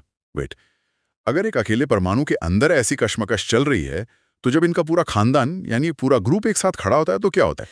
वैसे जब एक ही वर्ग या ग्रुप में ऊपर से नीचे आते हैं ना, तो परमाणु का आकार लगातार बढ़ता जाता है। राइट नई कक्षाएं मतलब शेल्स जुड़ती जाती हैं। राइट। आकार बढ़ने का सीधा असर इस बात पर पड़ता है कि सबसे बाहरी इलेक्ट्रॉन, जिसे हम वैलेंस इलेक्ट्रॉन कहते हैं, वो नाभिक से कितना दूर है। दूरी बढ़ने के साथ साथ एक और फिनोमेनन होता है जिसे शील्डिंग इफेक्ट या आवरण प्रभाव कहते हैं। ये आवरण दीवार की तरह काम करता है? बिल्कुल, अंदर वाली शेल्स के इलेक्ट्रॉन बाहरी इलेक्ट्रॉन और नाभिक के बीच एक शील्ड बना लेते हैं। वो नाभिक के पॉजिटिव चार्ज को बाहर तक पूरी ताकत से पहुंचने ही नहीं देते। अच्छा, तो नाभिक का इन्फ्लुएंस बाहर आते आते कमजोर पड़ जाता है। इसको ऐसे देख सकते हैं जैसे एक बहुत बड़ा किला हो और किले का राजा बिल्कुल सेंटर में बैठा हो। जो सिपाही किले के सबसे बाहरी दरवाजे पर खड़ा है, उस पर राजा का नियंत्रण बहुत कम होता है, क्योंकि बीच में बहुत सी दीवारें और लोग हैं। हाँ, पूरी तरह से। तो इस दरवाजे के सिपाही को कोई भी आसानी से अपनी तरफ मिला सकता है। और यही वजह है कि ग्रुप में नीचे आने पर आयोनाइजेशन एनर्जी घटती है। ग्रुप 1 को ही देख लीजिए। सबसे ऊपर लिथियम की आयोनाइजेशन ऊर्जा 5.4 इलेक्ट्रॉन वोल्ट है। पर जैसे जैसे नीचे आते हैं, सोडियम, पोटेशियम, रुबीडियम से होते हुए सीजियम तक, ये ऊर्जा घटकर सिर्फ 3.9 ईवी रह जाती है। ओह वाह, इतना फर्क? हाँ, क्योंकि सीजियम का आकार इतना बड़ा है और उसका शील्डिंग इफेक्ट इतना ज्यादा है कि उसका वैलेंस इलेक्ट्रॉन लगभग आजाद घूमता है। उसे निकालना बेहद आसान है। और इसी आसानी से इलेक्ट्रॉन देने की क्षमता का सीधा कनेक्शन तत्व के धात्विक गुण यानी मेटालिक कैरेक्टर से है, क्योंकि धातु का मुख्य काम ही इलेक्ट्रॉन डोनेट करना है ना? एकदम सही कहा।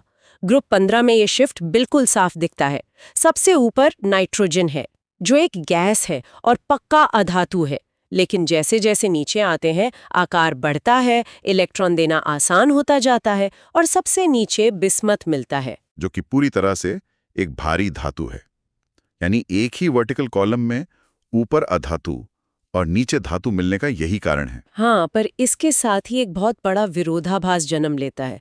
धातुओं और अधातुओं की क्रियाशीलता यानी रिएक्टिविटी ग्रुप में बिल्कुल उल्टे तरीके से चलती है। उल्टे तरीके से मतलब? देखो, धातुओं के ग्रुप में नीचे जाने पर क्रियाशीलता बढ़ती है। लिथियम से ज्यादा सक्रिय सोडियम है, सोडियम से ज्यादा पोटेशियम और सबसे नीचे फ्रांसियम सबसे ज्यादा धमाकेदार ढंग से रिएक्ट करेगा, क्योंकि उनका काम इलेक्ट्रॉन देना है और बड़ा आकार उसे आसान बनाता है। लेकिन अधातुओं के ग्रुप में नीचे जाने पर क्रियाशीलता घटती है। ये पॉइंट थोड़ा काउंटर इंट्यूटिव लगता है। अगर हम ग्रुप 17 यानी हैलोजेंस की बात करें तो फ्लोरीन सबसे ऊपर है और सबसे ज्यादा सक्रिय है। उसके बाद क्लोरीन, फिर ब्रोमीन और आखिर में आयोडीन। जबकि फ्लोरीन का आकार तो बहुत छोटा है और ग्रुप में नीचे आने पर विद्युत ऋणात्मकता यानी इलेक्ट्रोनेगेटिविटी भी तो घटती है।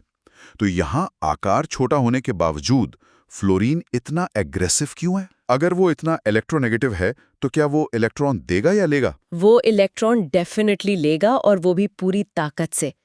इलेक्ट्रोनेगेटिविटी का मतलब ही है किसी केमिकल बॉन्ड में मौजूद इलेक्ट्रॉन को अपनी ओर खींचने की क्षमता।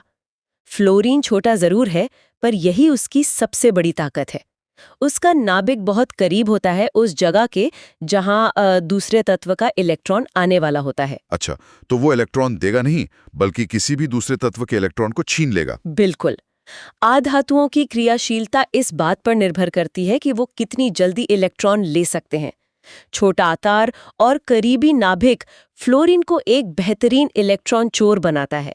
इसलिए अधातु ऊपर की तरफ ज्यादा सक्रिय होते हैं, जबकि धातु नीचे की तरफ। वाह, धातु के लिए बड़ा आकार एक आशीर्वाद है और अधातु के लिए छोटा आकार एक हथियार। अब जब हमने इस आकर्षण की टक्कर को देख लिया है, तो इनकी भौतिक गुणों यानी फिजिकल प्रॉपर्टीज पर चलते हैं। शुरुआत में मैंने मेल्टिंग पॉइंट की बात की थी। हाँ। यहाँ भी वर्ग में नीचे आने पर बहुत अजीब उल्टे असर दिखते हैं। धातुओं का द्रवणांक नीचे आने पर तेजी से घटता है। ग्रुप 1 के फिगर्स इस बात का पक्का सबूत है। लिथियम 180.5 डिग्री सेल्सियस पर पिघलता है, लेकिन रुबीडियम को पिघलने के लिए सिर्फ 39.2 डिग्री सेल्सियस चाहिए, जबकि इनका घनत्व यानी डेंसिटी नीचे आने पर बढ़ती है। परमाणु भारी हो रहा है, मास बढ़ रहा है, फिर भी पिघलना आसान होता जा रहा है। ऐसा क्यों? इसके पीछे मेटालिक बॉन्डिंग काम करती है। धातु आपस में सी ऑफ इलेक्ट्रॉन्स यानी इलेक्ट्रॉन के समुद्र के जरिए जुड़े होते हैं।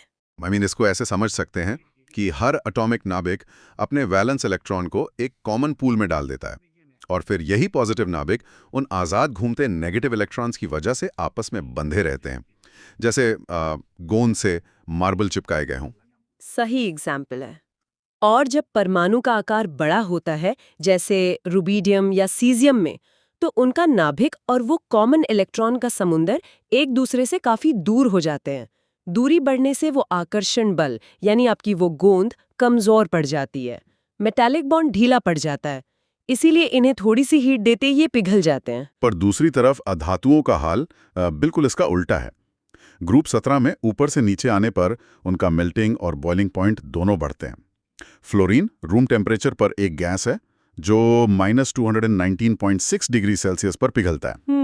पर जब नीचे आयोडीन तक आते हैं तो वो रूम टेम्परेचर पर एक सॉलिड होता है और उसका मेल्टिंग पॉइंट 113.6 डिग्री सेल्सियस हो जाता है। भारी होने पर अधातुओं को पिघलाना मुश्किल क्यों हो रहा है? यहाँ तो मेटालिक बॉन्ड नहीं होगा। नहीं, यहाँ मेटालिक बॉन्ड्स नहीं है, यहाँ इंटरमोलिक्यूलर फोर्सेस काम करते हैं, खासकर लंदन डिस्पर्जन फोर्सेस। अधातुओं के मॉलिक्यूल्स जैसे F2 या I2 न्यूट्रल होते हैं, पर इनके चारों तरफ एक इलेक्ट्रॉन क्लाउड होता है। जब आकार बड़ा होता है, जैसे आयोडीन का, तो उसका इलेक्ट्रॉन क्लाउड बहुत फैलावा और ढीला होता है। ओके। इसे विज्ञान में पोलराइजेबिलिटी कहते हैं। यह बड़ा इलेक्ट्रॉन क्लाउड आसानी से एक तरफ खिसक सकता है, जिससे मॉलिक्यूल में एक टेम्पररी डाइपोल यानी एक अस्थायी चुंबक बन जाता है। अच्छा, मतलब मॉलिक्यूल का एक हिस्सा थोड़ा पॉजिटिव और दूसरा हिस्सा थोड़ा नेगेटिव हो जाता है कुछ पलों के लिए, और फिर ये अपने पड़ोसी मॉलिक्यूल में भी वैसा ही अस्थायी चुंबक बना देता है। और उसके बाद दोनों एक दूसरे को अपनी ओर खींचते हैं। बड़े आकार वाले अधातुओं में ये टेम्पररी डाइपोल्स बहुत आसानी से और बहुत शक्तिशाली बनते हैं, इसलिए आयोडीन के मॉलिक्यूल्स एक दूसरे से मजबूती से चिपके रहते हैं और सॉलिड बनाते हैं। जबकि छोटे फ्लोरीन में इलेक्ट्रॉन क्लाउड नाभिक से इतना कसकर बंधा होता है कि डाइपोल्स बहुत कमजोर बनते हैं और वो गैस फॉर्म में ही रहता है। एक तरफ बड़ा आकार बॉन्ड को कमजोर कर रहा है धातुओं में और दूसरी तरफ वही बड़ा आकार बॉन्ड को मजबूत कर रहा है अधातुओं में। ये तो अलग अलग फोर्सेस का मास्टर क्लास है। चलिए अब इस वर्टिकल सफर से निकलकर थोड़ा हॉरिजॉन्टल चलते हैं।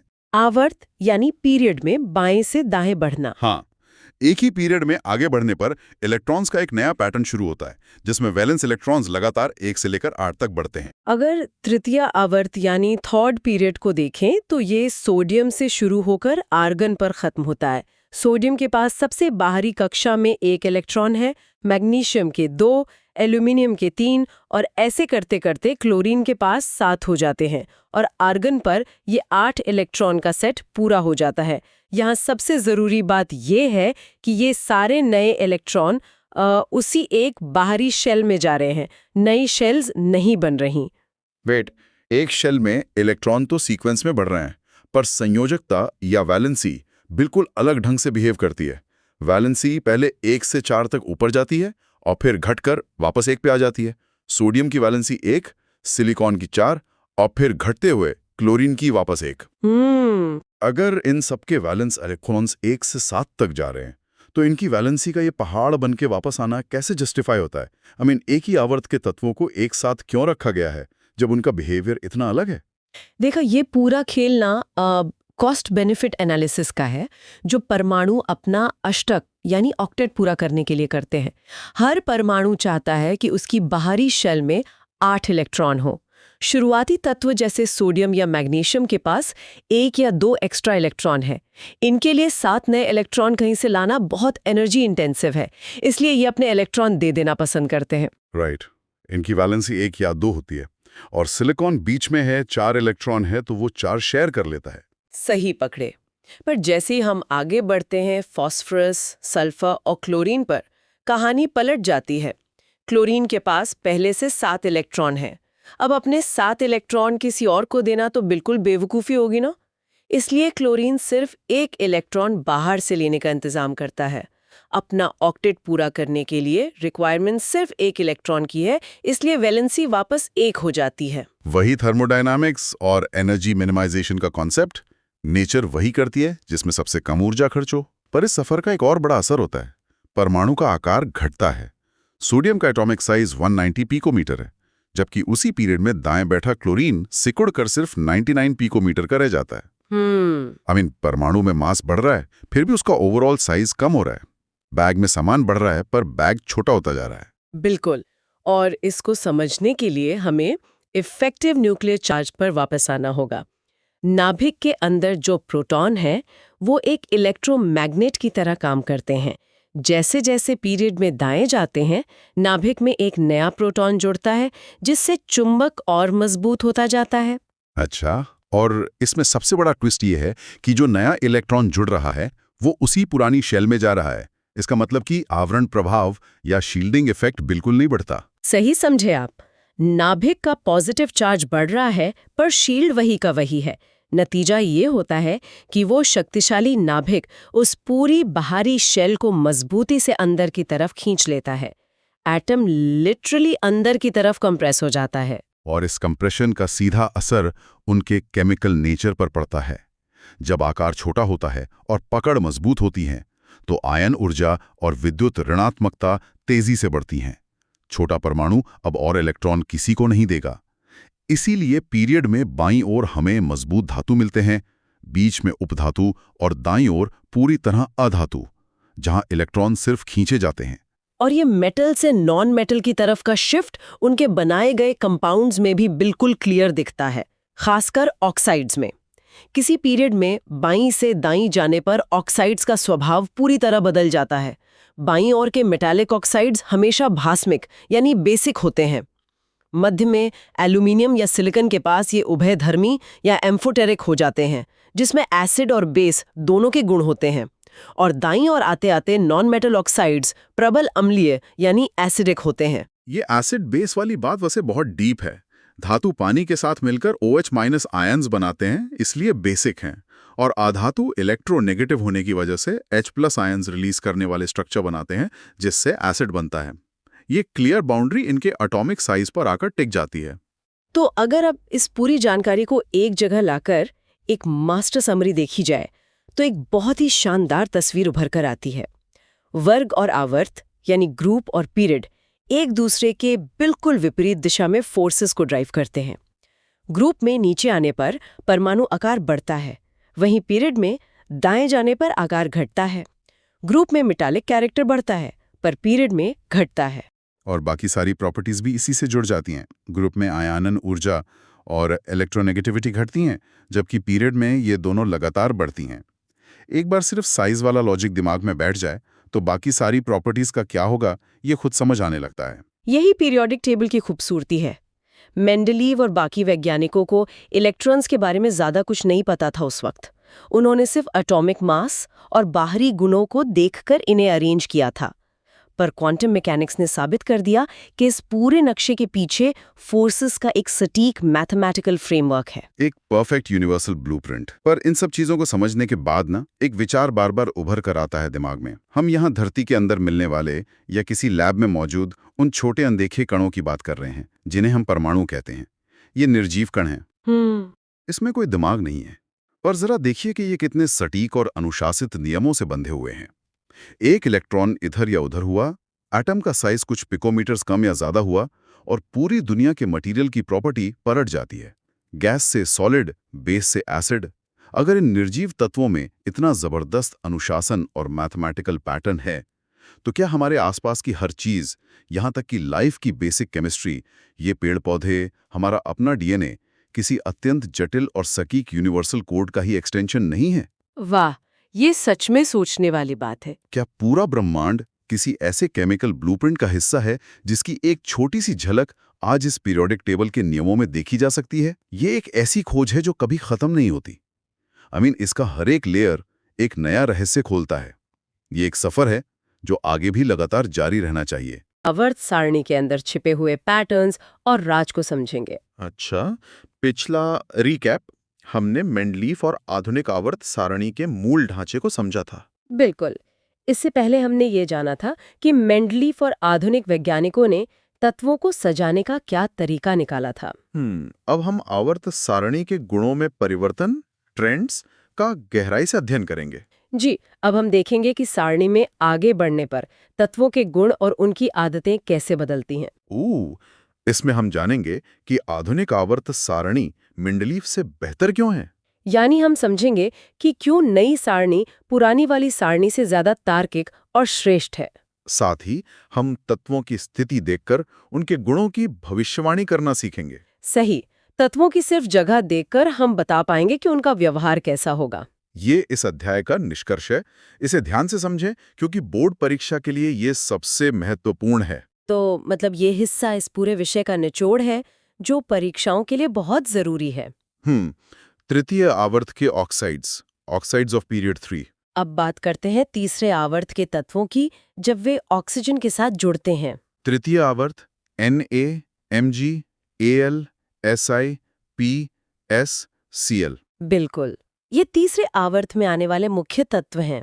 Oxide Na2O, MgO, Al2O3, SiO2, P2O5, SO2, Cl2O7। तो देखिए, जब ये ऑक्सीजन से मिलते हैं तो ये यौगिक या कंपाउंड्स बनाते हैं। प्रकृति प्रबल भास्मिक, भास्मिक, उभयधर्मी, हल्का अम्लीय, अम्लीय, अधिक अम्लीय, प्रबल अम्लीय। इन यौगिकों के गुण बहुत क्षारीय, बेसिक से लेकर बहुत अम्लीय, एसिडिक तक लगातार बदलते रहते हैं। सोडियम Na का ऑक्साइड प्रबल भास्मिक, स्ट्रांगली बेसिक होता है। मतलब सोडियम का ऑक्साइड एक बहुत ही मजबूत बेस या क्षार होता है। एल्यूमिनियम Al का ऑक्साइड उभयधर्मी, एम्फोटेरिक होता है। जी, एल्यूमिनियम का ऑक्साइड अम्ल और क्षार दोनों की तरह काम कर सकता है। क्लोरीन Cl का ऑक्साइड प्रबल अम्लीय, स्ट्रांगली एसिडिक होता है। वहीं क्लोरीन का ऑक्साइड एक बहुत ही तेज एसिड होता है। आवर्त में बाएं से दाएं जाने पर ऑक्साइड की प्रकृति भास्मिक से अम्लीय हो जाती है। यानी सारणी में सीधे हाथ की तरफ जाने पर यौगिक बेस से एसिडिक बन जाते हैं। अच्छा, आवर्त सारणी में गुणों का परिवर्तन 1 ट्रेंड्स इन पीरियोडिक टेबल 1। चलिए अब आवर्त सारणी के पहले कुछ पैटर्न्स को देखते हैं। गुण, प्रॉपर्टी, संयोजी इलेक्ट्रॉन। संयोजी इलेक्ट्रॉन वो होते हैं जो परमाणु के सबसे बाहरी घेरे में मौजूद होते हैं। वर्ग में ऊपर से नीचे आने पर अपरिवर्तित रहते हैं। एक ही खड़े कॉलम में नीचे की ओर जाने पर बाहरी इलेक्ट्रॉनों की गिनती नहीं बदलती। आवर्त में बाएं से दाएं जाने पर बढ़ते हैं, जबकि एक ही लेटी हुई कतार में दाईं ओर जाने पर इनकी गिनती बढ़ती जाती है। H के सापेक्ष संयोजकता या हाइड्रोजन के मुकाबले किसी तत्व की जुड़ने की क्षमता है। वर्ग में ऊपर से नीचे आने पर अपरिवर्तित रहती है। कॉलम में नीचे जाने पर ये जुड़ने की क्षमता एक जैसी ही रहती है। आवर्त में बाएं से दाएं जाने पर 1 से 4 तक बढ़ती है, फिर घटकर 1 हो जाती है। कतार में दाईं ओर जाने पर ये क्षमता पहले 4 तक बढ़ती है, फिर वापस 1 पर आ जाती है। धात्विक गुण। तो धात्विक गुण का सीधा सा मतलब है कि तत्व कितनी आसानी से अपने इलेक्ट्रॉन छोड़ देता है। वर्ग में ऊपर से नीचे आने पर बढ़ता है। कॉलम में नीचे जाने पर तत्व और भी बेहतर धातु बन जाते हैं। आवर्त में बाएं से दाएं जाने पर घटता है। वहीं दाईं ओर जाने पर तत्वों का धातु वाला व्यवहार कम होने लगता है। अधात्विक गुण। अधात्विक गुण का मतलब है बाहर से इलेक्ट्रॉन को अपनी ओर खींचना। वर्ग में ऊपर से नीचे आने पर घटता है। नीचे जाने पर इलेक्ट्रॉन खींचने की ये ताकत कम हो जाती है। आवर्त में बाएं से दाएं जाने पर बढ़ता है। दाईं ओर जाने पर तत्व बहुत तेजी से इलेक्ट्रॉन खींचने लगते हैं। किसी वर्ग ग्रुप में ऊपर से नीचे जाने पर संयोजी इलेक्ट्रॉन समान रहते हैं। जी, इसका मतलब है कि एक कॉलम के हर तत्व के बाहरी इलेक्ट्रॉन बिल्कुल एक जैसे होते हैं। आवर्त पीरियड में बाएं से दाएं जाने पर अधात्विक गुण बढ़ता है। लेटी हुई लाइन में दाईं तरफ जाने पर तत्व पक्के अधातु नॉन मेटल्स बन जाते हैं। वर्ग में नीचे जाने पर तत्व आसानी से इलेक्ट्रॉन त्यागते हैं, इसलिए धात्विक गुण बढ़ता है। देखिए, परमाणु का साइज बड़ा होने के कारण नीचे वाले तत्व अपने इलेक्ट्रॉन बहुत आसानी से छोड़ देते हैं। आवर्त सारणी में गुणों का परिवर्तन 2 ट्रेंड्स इन पीरियोडिक टेबल 2। चलिए अब कुछ और नए पैटर्न्स को समझते हैं। विद्युत धनात्मकता। यह है तत्व के धनात्मक या पॉजिटिव आयन बनाने की क्षमता है। वर्ग में ऊपर से नीचे आने पर बढ़ती है। कॉलम में नीचे जाने पर यह पॉजिटिव बनने की क्षमता बढ़ती है। आवर्त में बाएं से दाएं जाने पर घटती है। कतार में दाईं ओर जाने पर यह क्षमता कम होती जाती है। विद्युत ऋणात्मकता। यह दूसरे इलेक्ट्रॉनों को चुंबक की तरह अपनी ओर खींचने की ताकत है। वर्ग में ऊपर से नीचे आने पर घटती है। नीचे की ओर जाने पर ये खींचने की ताकत कमजोर हो जाती है। आवर्त में बाएं से दाएं जाने पर बढ़ती है। दाईं ओर जाने पर परमाणु इलेक्ट्रॉनों को बहुत ज्यादा ताकत से खींचते हैं। अच्छा, परमाणु का आकार ये परमाणु की कुल साइज या उसकी त्रिज्या है। वर्ग में ऊपर से नीचे आने पर बढ़ता है। कॉलम में नीचे जाने पर परमाणु लगातार बड़े होते जाते हैं। आवर्त में बाएं से दाएं जाने पर घटता है। कतार में दाईं ओर जाने पर परमाणु सिकुड़कर छोटे हो जाते हैं। परमाणु आकार वर्ग में नीचे जाने पर बढ़ता है, नई कक्षा जुड़ती है। हर बार नीचे जाने पर एक नया बाहरी घेरा जुड़ जाता है, जिससे साइज बढ़ जाता है। परमाणु आकार आवर्त में दाएं जाने पर घटता है, नाभ की आकर्षण बढ़ता है। दाईं ओर जाने पर केंद्र की ताकत बढ़ती है, जो बाहरी घेरे को अंदर खींचकर साइज छोटा कर देती है। विद्युत ऋणात्मकता आवर्त में दाएं जाने पर बढ़ती है। दाईं ओर के तत्व इलेक्ट्रॉनों के लिए ज्यादा भूखे होते हैं। याद रखें, जो धातुई गुण का ट्रेंड है वही परमाणु आकार और विद्युत धनात्मकता का भी है। सीधा नियम है, जो तत्व जितने बड़े होते हैं वे उतने ही अच्छे धातु और पॉजिटिव आयन बनाने वाले होते हैं। मिनी रिवीजन, और सोचिए, मिनी रिवीजन एंड थिंक। चलिए अब तक जो पढ़ा उसका एक छोटा सा रिवीजन करते हैं। रिवीजन, परमाणु आकार वर्ग में बढ़ता है और आवर्त में घटता है। साइज नीचे की तरफ बढ़ता है और दाईं तरफ घटता है। रिवीजन, धातुई गुण वर्ग में बढ़ता है, अधातुई गुण आवर्त में बढ़ता है। बेहतरीन धातुएं नीचे मिलती हैं और बेहतरीन अधातुएं दाईं ओर मिलती हैं। सोचिए, अगर किसी तत्व का आकार बहुत बड़ा है तो क्या वो आसानी से इलेक्ट्रॉन त्यागेगा या ग्रहण करेगा? बड़ा परमाणु अपने केंद्र से दूर होने के कारण अपना इलेक्ट्रॉन बहुत आसानी से छोड़ देता है। रियल लाइफ एग्जाम्पल, जैसे प्याज में परतें बढ़ने से उसका आकार बढ़ता है, वैसे ही वर्ग में नीचे जाने पर नई शेल जुड़ने से परमाणु का आकार बढ़ता है। बिल्कुल प्याज के छिलकों की तरह परमाणु में नए घेरे जुड़ने से उसका साइज बड़ा हो जाता है। विज्ञान केवल रटने के लिए नहीं बल्कि पैटर्न को समझने के लिए है। 1. Superiority of modern periodic table 1। अब समझते हैं कि नई आवर्त सारणी पहले वाली से बेहतरीन क्यों है। यह सारणी परमाणु संख्या एटॉमिक नंबर पर आधारित है, जो एक मौलिक गुण है। ये वजन की जगह प्रोटॉन की संख्या का इस्तेमाल करती है, जो एकदम सटीक तरीका है। तत्व को उनके इलेक्ट्रॉनिक विन्यास के अनुसार सजाया गया है, जो बहुत वैज्ञानिक है। इलेक्ट्रॉनों के पैटर्न के हिसाब से तत्वों को रखना बहुत ही तार्किक कदम है। एक ही वर्ग के सभी तत्वों के गुण समान होते हैं क्योंकि उनका विन्यास समान होता है। एक कॉलम के सारे तत्वों का बाहरी इलेक्ट्रॉन पैटर्न एक जैसा होता है, इसलिए वे एक जैसा ही व्यवहार करते हैं। ये तत्वों के गुणों की आवर्तता, पीरियोडिसिटी की बिल्कुल सही व्याख्या करती है। ये साफ समझाती है कि क्यों एक निश्चित अंतराल के बाद तत्वों के गुण रिपीट होने लगते हैं। आधुनिक सारणी मेंडलीव की कमियों को दूर करके एक स्पष्ट और तार्किक व्यवस्था देती है। इसने मेंडलीव की पुरानी सारणी की गलतियों को सुधारा है। आधुनिक आवर्त सारणी की श्रेष्ठता 2, superiority of modern periodic table 2। नई सारणी के कुछ और बेहतरीन फायदे देखते हैं। मेंडलीव की सारणी की कई विसंगतियों, अनोमलीज को इसमें दूर कर दिया गया है। पुरानी सारणी में जो चीजें आपस में मेल नहीं खा रही थीं, वे यहाँ पूरी तरह सुलझ गईं। उपवर्ग ए और बी को पूरी तरह अलग करके 1 से 18 तक स्पष्ट वर्ग संख्याएं दी गई हैं। अब कॉलम्स के उलझे हुए नाम हटाकर उन्हें 1 से 18 तक सीधे नंबर दे दिए गए हैं। सामान्य तत्व, संक्रमण तत्व और उत्कृष्ट गैसों को स्पष्ट रूप से अलग-अलग रखा गया है। हर तरह के तत्व का अपना एक साफ सुथरा और अलग हिस्सा बना दिया गया है। इस आवर्त सारणी को याद रखना और समझना अपेक्षाकृत बहुत आसान है। इस नए डिजाइन को दिमाग में बैठाना बहुत ही सरल है। S block, P block, D block, F block. पूरी सारणी को इन 4 मुख्य ब्लॉक्स या हिस्सों में बांट दिया गया है। इसमें हर प्रकार के तत्वों के लिए एक निश्चित और अलग मोहल्ला ब्लॉक बना दिया गया है। आप कह सकते हैं कि एक जैसे तत्वों की अपनी अलग-अलग कॉलोनियां बना दी गई हैं। आधुनिक आवर्त सारणी के दोष, defects of modern periodic table. इतनी अच्छी होने के बाद भी इस सारणी में कुछ कमियां रह गई हैं। हाइड्रोजन की समस्या। सबसे पहली दिक्कत हाइड्रोजन की सही जगह को लेकर है।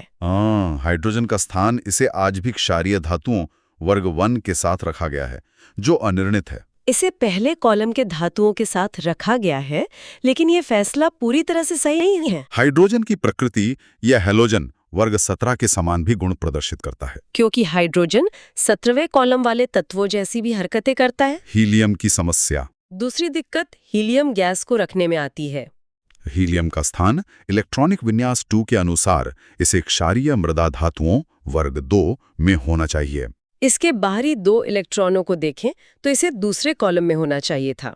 उत्कृष्ट गैसों के साथ, किंतु अक्रिय होने के कारण इसे उत्कृष्ट गैसों के साथ वर्ग 18 में रखा गया है। लेकिन ये किसी से रिएक्शन नहीं करता, इसलिए इसे 18वें कॉलम की नोबल गैसों के साथ बिठाना पड़ा। कोई भी व्यवस्था 100% पूर्ण नहीं होती। आधुनिक सारणी में भी ये 2 मुख्य कमियां आज भी मौजूद हैं। दुनिया की कोई भी चीज एकदम परफेक्ट नहीं होती, ये 2 कमियां अभी भी बरकरार हैं। मिनी रिवीजन और सोचिए। Mini revision and think. चलिए एक बार फिर जल्दी से चीजों को दोहराते हैं। रिवीजन। आधुनिक सारणी परमाणु द्रव्यमान नहीं बल्कि परमाणु संख्या पर आधारित है। याद रहे, नई सारणी वजन पर नहीं, प्रोटॉन की संख्या पर चलती है। रिवीजन। हाइड्रोजन और हीलियम का स्थान आधुनिक सारणी के मुख्य दोष हैं। इन 2 तत्वों की सही जगह का न मिल पाना इस सारणी की सबसे बड़ी कमी है। सोचिए, उत्कृष्ट गैसों, नोबल गैसेस को सारणी में सबसे अलग क्यों रखा गया है? नोबल गैसों को सबसे किनारे 18वें ग्रुप में क्यों डाला गया? उत्तर, क्योंकि उनकी बाहरी कक्षा पूरी तरह भरी होती है और वे रासायनिक रूप से अक्रिय, इनर्ट होती हैं। क्योंकि उनका बाहरी घेरा एकदम भरा होता है और वे किसी और तत्व के साथ कोई रिएक्शन नहीं करती।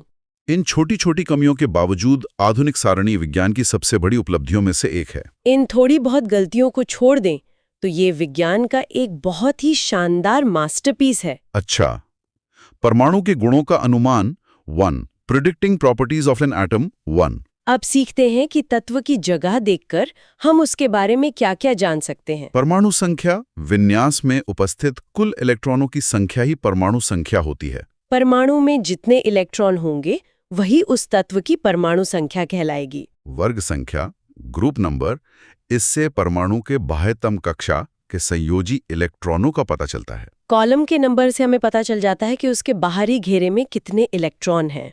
आवर्त संख्या, पीरियड नंबर, इससे परमाणु में मौजूद कुल शेल कक्षाओं की संख्या पता चलती है। कतार का नंबर हमें बताता है कि परमाणु में कुल कितने घेरे या शेल्स मौजूद हैं। इलेक्ट्रॉनिक विन्यास, संयोजी इलेक्ट्रॉन और शेल की संख्या से पूरा विन्यास लिखा जा सकता है। इन दोनों जानकारियों को मिलाकर हम तत्व का पूरा इलेक्ट्रॉनिक स्ट्रक्चर आराम से लिख सकते हैं। आवर्त सारणी में तत्व की जगह, एड्रेस पता हो तो हम उसकी पूरी कुंडली निकाल सकते हैं। अगर हमें सारणी में तत्व का पता मालूम हो तो हम उसकी पूरी A to Z जानकारी निकाल सकते हैं। परमाणु के गुणों का अनुमान 2, predicting properties of an atom 2। गुणों का अनुमान लगाने के कुछ और तरीके देखते हैं। प्रकृति। सबसे पहले बात करते हैं तत्व के मूल स्वभाव की। धातु या अधातु। बाह्यतम कक्षा में 1, 2 या 3 इलेक्ट्रॉन हो तो धातु, 4 या अधिक हो तो अधातु। अगर बाहर 1 से 3 इलेक्ट्रॉन है तो वो धातु है, अगर 4 या उससे ज्यादा है तो वो पक्का अधातु है। आकार। दूसरा है परमाणु का साइज। परमाणु का आकार आवर्त और वर्ग में स्थान देखकर इसके आकार का अनुमान लगता है।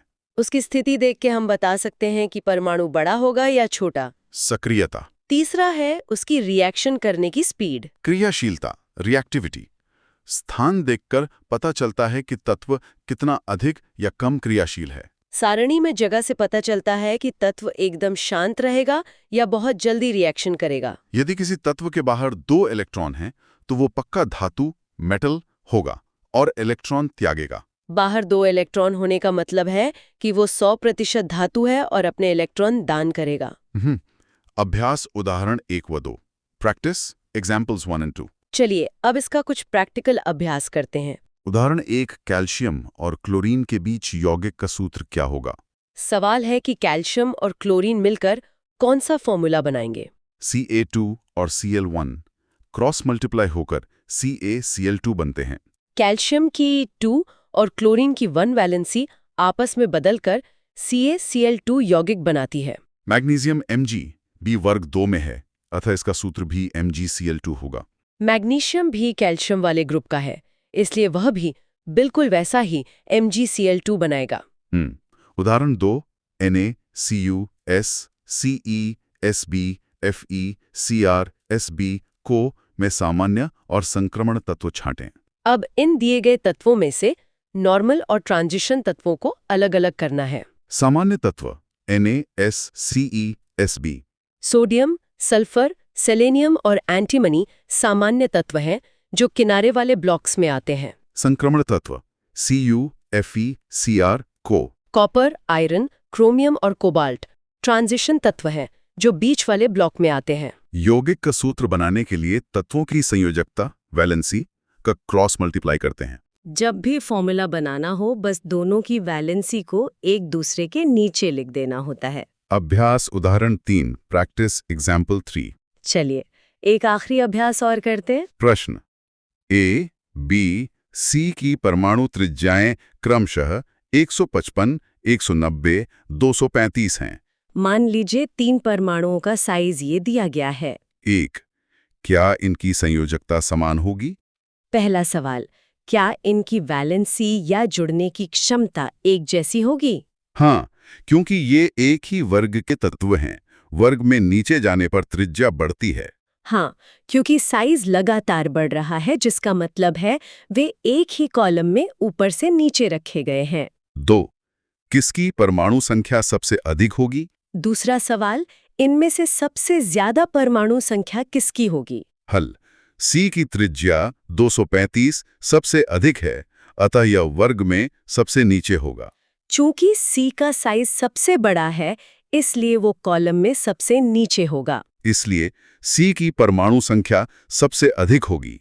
और जो सबसे नीचे होता है, उसकी परमाणु संख्या भी सबसे बड़ी होती है। जो तत्व वर्ग में सबसे नीचे होता है, उसका आकार, त्रिज्या और परमाणु संख्या सबसे बड़ी होती है।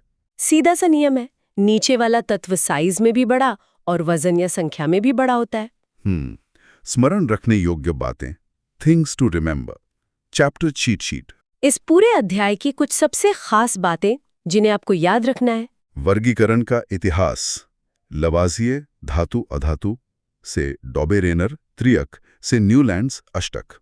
तत्वों को सजाना लवाजिये से शुरू हुआ, फिर डॉबेरेनर के 3 के जोड़े आए और फिर न्यूलैंड्स का 8 का नियम। आधार मेंडलीफ का नियम परमाणु द्रव्यमान पर, जबकि आधुनिक नियम परमाणु संख्या पर आधारित है। मेंडलीफ ने द्रव्यमान या वजन को चुना था, जबकि आधुनिक विज्ञान ने परमाणु संख्या को चुना। संरचना, उदग्र स्तंभों को वर्ग ग्रुप और क्षैतिज कतारों को आवर्त पीरियड कहते हैं। खड़े हुए कॉलम्स को ग्रुप और लेटी हुई लाइनों को पीरियड कहते हैं। वर्ग 1 क्षार्य धातु, वर्ग 2 क्षार्य मृदा धातु, वर्ग 17 हैलोजेंस, वर्ग 18 उत्कृष्ट गैसें। ये इन खास ग्रुप्स के वैज्ञानिक नाम हैं। अन्य लैंथेनाइड्स व एक्टिनाइड्स संक्रमण श्रेणियां और उपधातु धातु अधातु के मध्यवर्ती। नीचे की 2 अलग लाइनों को लैंथेनाइड्स, एक्टिनाइड्स कहते हैं और जो धातु अधातु के बीच होते हैं वे उपधातु कहलाते हैं। ये पूरे अध्याय का निचोड़ है। इसे परीक्षा से पहले अवश्य दोहराएं। परीक्षा में जाने से पहले इस सारांश को एक बार जरूर पढ़ लें। अंतिम मूल्यांकन, वस्तुनिष्ठ प्रश्न, फाइनल असेसमेंट, ऑब्जेक्टिव क्वेश्चंस। अब अंत में कुछ छोटे सवालों से अपनी नॉलेज टेस्ट करते हैं। आधुनिक आवर्त नियम के अनुसार तत्वों के गुण आवर्त फलन होते हैं उनके परमाणु संख्याओं के। आधुनिक नियम पूरी तरह से परमाणु संख्या पर टिका हुआ है। अष्टक नियम के प्रतिपादक थे न्यूलैंड्स। 8 के पैटर्न वाला अष्टक नियम न्यूलैंड्स ने दिया था। सबसे अधिक भास्मिक ऑक्साइड है K2O। दिए गए विकल्पों में पोटेशियम का ऑक्साइड K2O सबसे ज्यादा क्षारीय होता है। आवर्त सारणी में वर्ग 1 के तत्व कहलाते हैं क्षार धातुएं। पहले ग्रुप के तत्वों को एल्कली मेटल्स या क्षार धातु कहते हैं। एक तत्व का विन्यास 2, 8, 7 है। इस तत्व की परमाणु संख्या 17 होगी। इन तीनों संख्याओं को जोड़ दें तो कुल परमाणु संख्या 17 निकल आती है। बधाई हो, आपने इस अध्याय के सभी महत्वपूर्ण कॉन्सेप्ट्स और प्रश्नों को सफलतापूर्वक पूरा कर लिया है। बहुत बढ़िया, आपने इस चैप्टर के सारे जरूरी कॉन्सेप्ट्स और सवाल अच्छे से समझ लिए हैं। इसी के साथ ये टॉपिक यहाँ समाप्त होता है। अगर आपको ये समझ आया हो तो साइंस माइंडसेट को लाइक, शेयर और सब्सक्राइब जरूर करें।